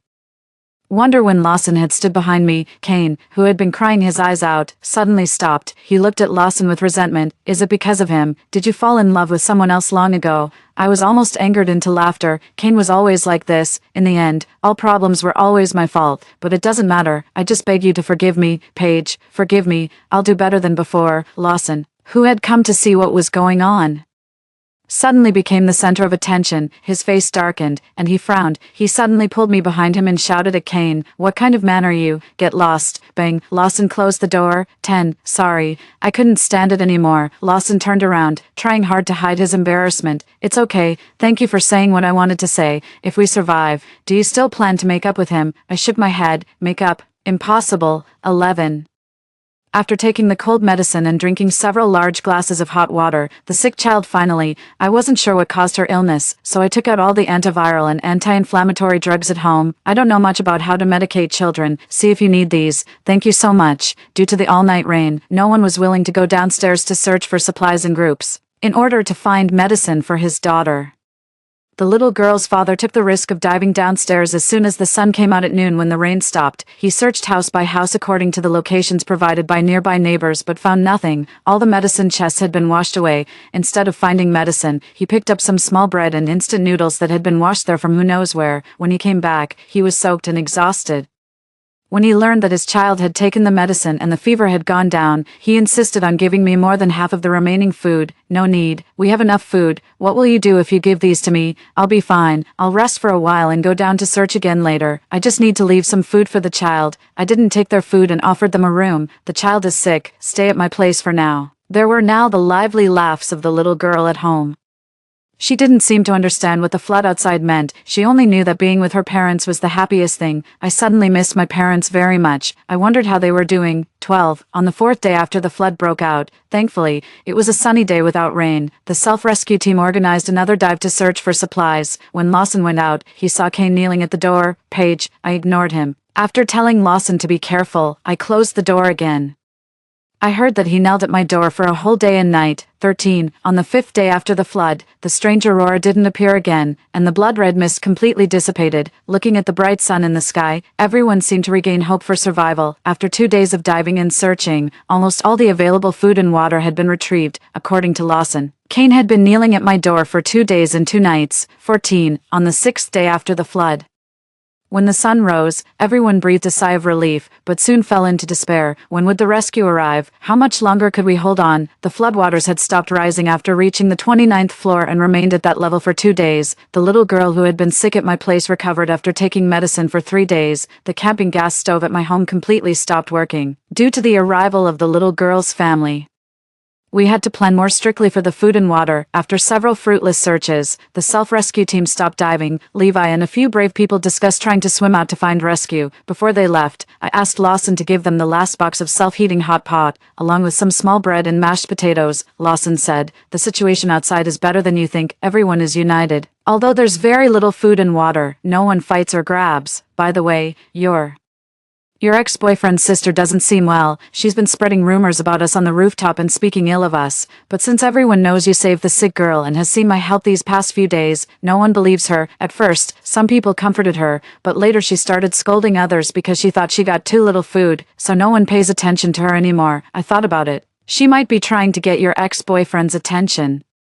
He hasn't paid her any mind these past 2 days. I didn't see her ex-boyfriend at the door just now, and he's not on the rooftop either. I wonder where he went. Could he have done something stupid? Do something stupid? With such a huge flood, he might as well jump in. A selfish person like Kane loves only himself. He wouldn't do something stupid. They're a perfect pair. Let's ignore them. I swam to the next building just now. There's a boat that drifted over near Building 3. It seems to be a small tourist boat from the park across the way, but it's broken. Tomorrow, I'll try to find materials to fix it. If I can fix it, we can leave here, but that boat can only seat about 8 people. I counted the people in our place. There are 6 of us, so we can fit, but there are still more than 30 people on the rooftop and in the corridor. Lawson didn't want to abandon the people in the building and leave, but there was no other way now. We're not running away. We're going to find rescue. Besides, not everyone is willing to take the risk and leave. No one knows what the flood is like outside. As long as the floodwaters don't rise, waiting for rescue where we are is the safest option. Suddenly, there was a loud banging on the door. Bang, bang, bang. Paige, open the door. It was Phoebe's voice. Lawson asked suspiciously, "Your ex-boyfriend's sister. Didn't she say she wasn't feeling well on the rooftop just now? Why is she shouting so loudly? Paige, why do you make Kane keep kneeling for you? The end of the world is coming. We're all going to die. Why won't you forgive him?" I opened the door with a cold laugh, so she knew the end of the world was coming but was still acting out this stupid love drama. Phoebe's voice was so loud that many people poked their heads out to watch. I looked around but didn't see Kane. Seeing that I ignored her, Phoebe reached out to pull my hair. But I was quicker and taller than her. Not only did she fail to pull my hair, but I grabbed her collar and pushed her out. "Do you want another beating?" Gurgle. Phoebe's stomach rumbled louder than her words. I laughed. "Are you hungry? I have self-heating rice and snacks. Do you want some?" When Phoebe heard about the food, her eyes widened. Half of the arrogance she had when accusing me disappeared. Really? Give it to me quickly. Kane fainted just now after starving for 2 days. You won't ignore him, right? I'll go and bring him here. Get the food ready. With that, Phoebe turned to go find Kane. Hey, wait, I have food, but I didn't say I'd give it to you. Why should I care if you're hungry or not? Paige, you're so vicious, so selfish. Why won't you hand over the food? Why? Because you pretended to faint when the flood suddenly came. Because after pretending to faint, you closed the door of my house. You cut off my only way to escape. Phoebe, this is attempted murder. Everyone in the corridor looked at Phoebe with strange looks. I thought Phoebe would at least continue to defend herself to maintain her image, but she suddenly burst into crazy laughter. Haha, didn't expect you to see through it. Yes, I pretended to faint on purpose. I wanted you to die. Kane and I are meant to be together. Without you, Kane wouldn't treat me like a sister. Paige. Why are you still alive? Why don't you die? Phoebe glared at me furiously. I didn't know where she got a pair of scissors and had been hiding it in her pocket. After saying that, she suddenly took out the scissors and stabbed at me. Watch out. As Lawson pulled me behind him, he disarmed Phoebe of the scissors and pushed her down into the corridor. The onlookers nearby stepped back one after another. Not wanting to get involved with this crazy woman, she staggered to her feet and, looking disheveled, tried to run away, but when she turned her head, she bumped into Kane's chest. Kane, when did you wake up? You fainted from hunger, and I tried to get food from Paige, but she wouldn't give it to me. Are you still feeling unwell? Why didn't you rest a bit longer? Kane's eyes were red, and he couldn't speak for a long time. Phoebe, why did you do this? Woo, Kane, I didn't. I was just saying things out of anger. Woo, I didn't. Kane looked at me, his face full of self-blame. He had been standing there long before Phoebe swung the knife at me, but he just watched. Heh, who is this self-blaming expression for? I'm sorry, Paige. I know I was wrong. Please forgive me. Okay. Kane broke free from Phoebe, who was clinging to him, and stumbled towards me. When he reached the door, he couldn't push past Lawson no matter how hard he tried. Lawson showed no sign of giving in, Mr. Song. In the face of this disaster, people need to unite and work hard to save themselves. Please keep your sister in line and don't let her come down from the rooftop again. If I could call the police right now, I'd be the first to send her to the police station. I reached out and tugged at Lawson, then stepped forward. Kane, who had looked so humble and desperate, suddenly had a glimmer of hope in his eyes. Paige, I knew you wouldn't ignore me. He thought I was going to say something to him, but I just slammed the door shut. A person you've already been abandoned by suddenly smiles at you. It's like an umbrella that was stuck finally opens after you've walked a long way in the rain. But so what? Your clothes are already soaked through. The most redundant thing in the world is the attentiveness after the heart has gone cold. If he doesn't show up when you need him most, then he doesn't need to show up ever again. After going through life and death, that feeling of thinking I absolutely needed him is long gone. 15. On the 7th day after the flood broke out, the water level dropped from the 28th floor to the 27th floor, giving all the survivors the confidence to keep waiting for rescue. The sun was bright, and it seemed there wouldn't be any more rain. All around was a vast expanse of water, and there was still no sign of a rescue boat. Levi and the others who went out to seek rescue yesterday hadn't returned yet. I could only silently pray in my heart, hoping they would be safe. Lawson and Kieran, the father of the little girl staying at my place, discussed and found some tools. They also removed some wooden planks from the cabinet, planning to repair the boat leaning against the nearby building, just in case. Phoebe's attempt to hurt someone yesterday had spread throughout the rooftop, and no one wanted to be around her. King came downstairs to find me, after knocking on the door a few times. He was chased away by Lawson, who had just returned from working on the boat. 16. On the 8th day after the flood, Lawson and Kieran went out early in the morning to test the oars they had made from cabinet doors at home last night. As the sun rose, the sky suddenly turned a strange red. The sun disappeared into the red mist, becoming increasingly hard to see. Looking at this strange weather, I had a bad feeling. The day before the flood broke out, the weather was like this too.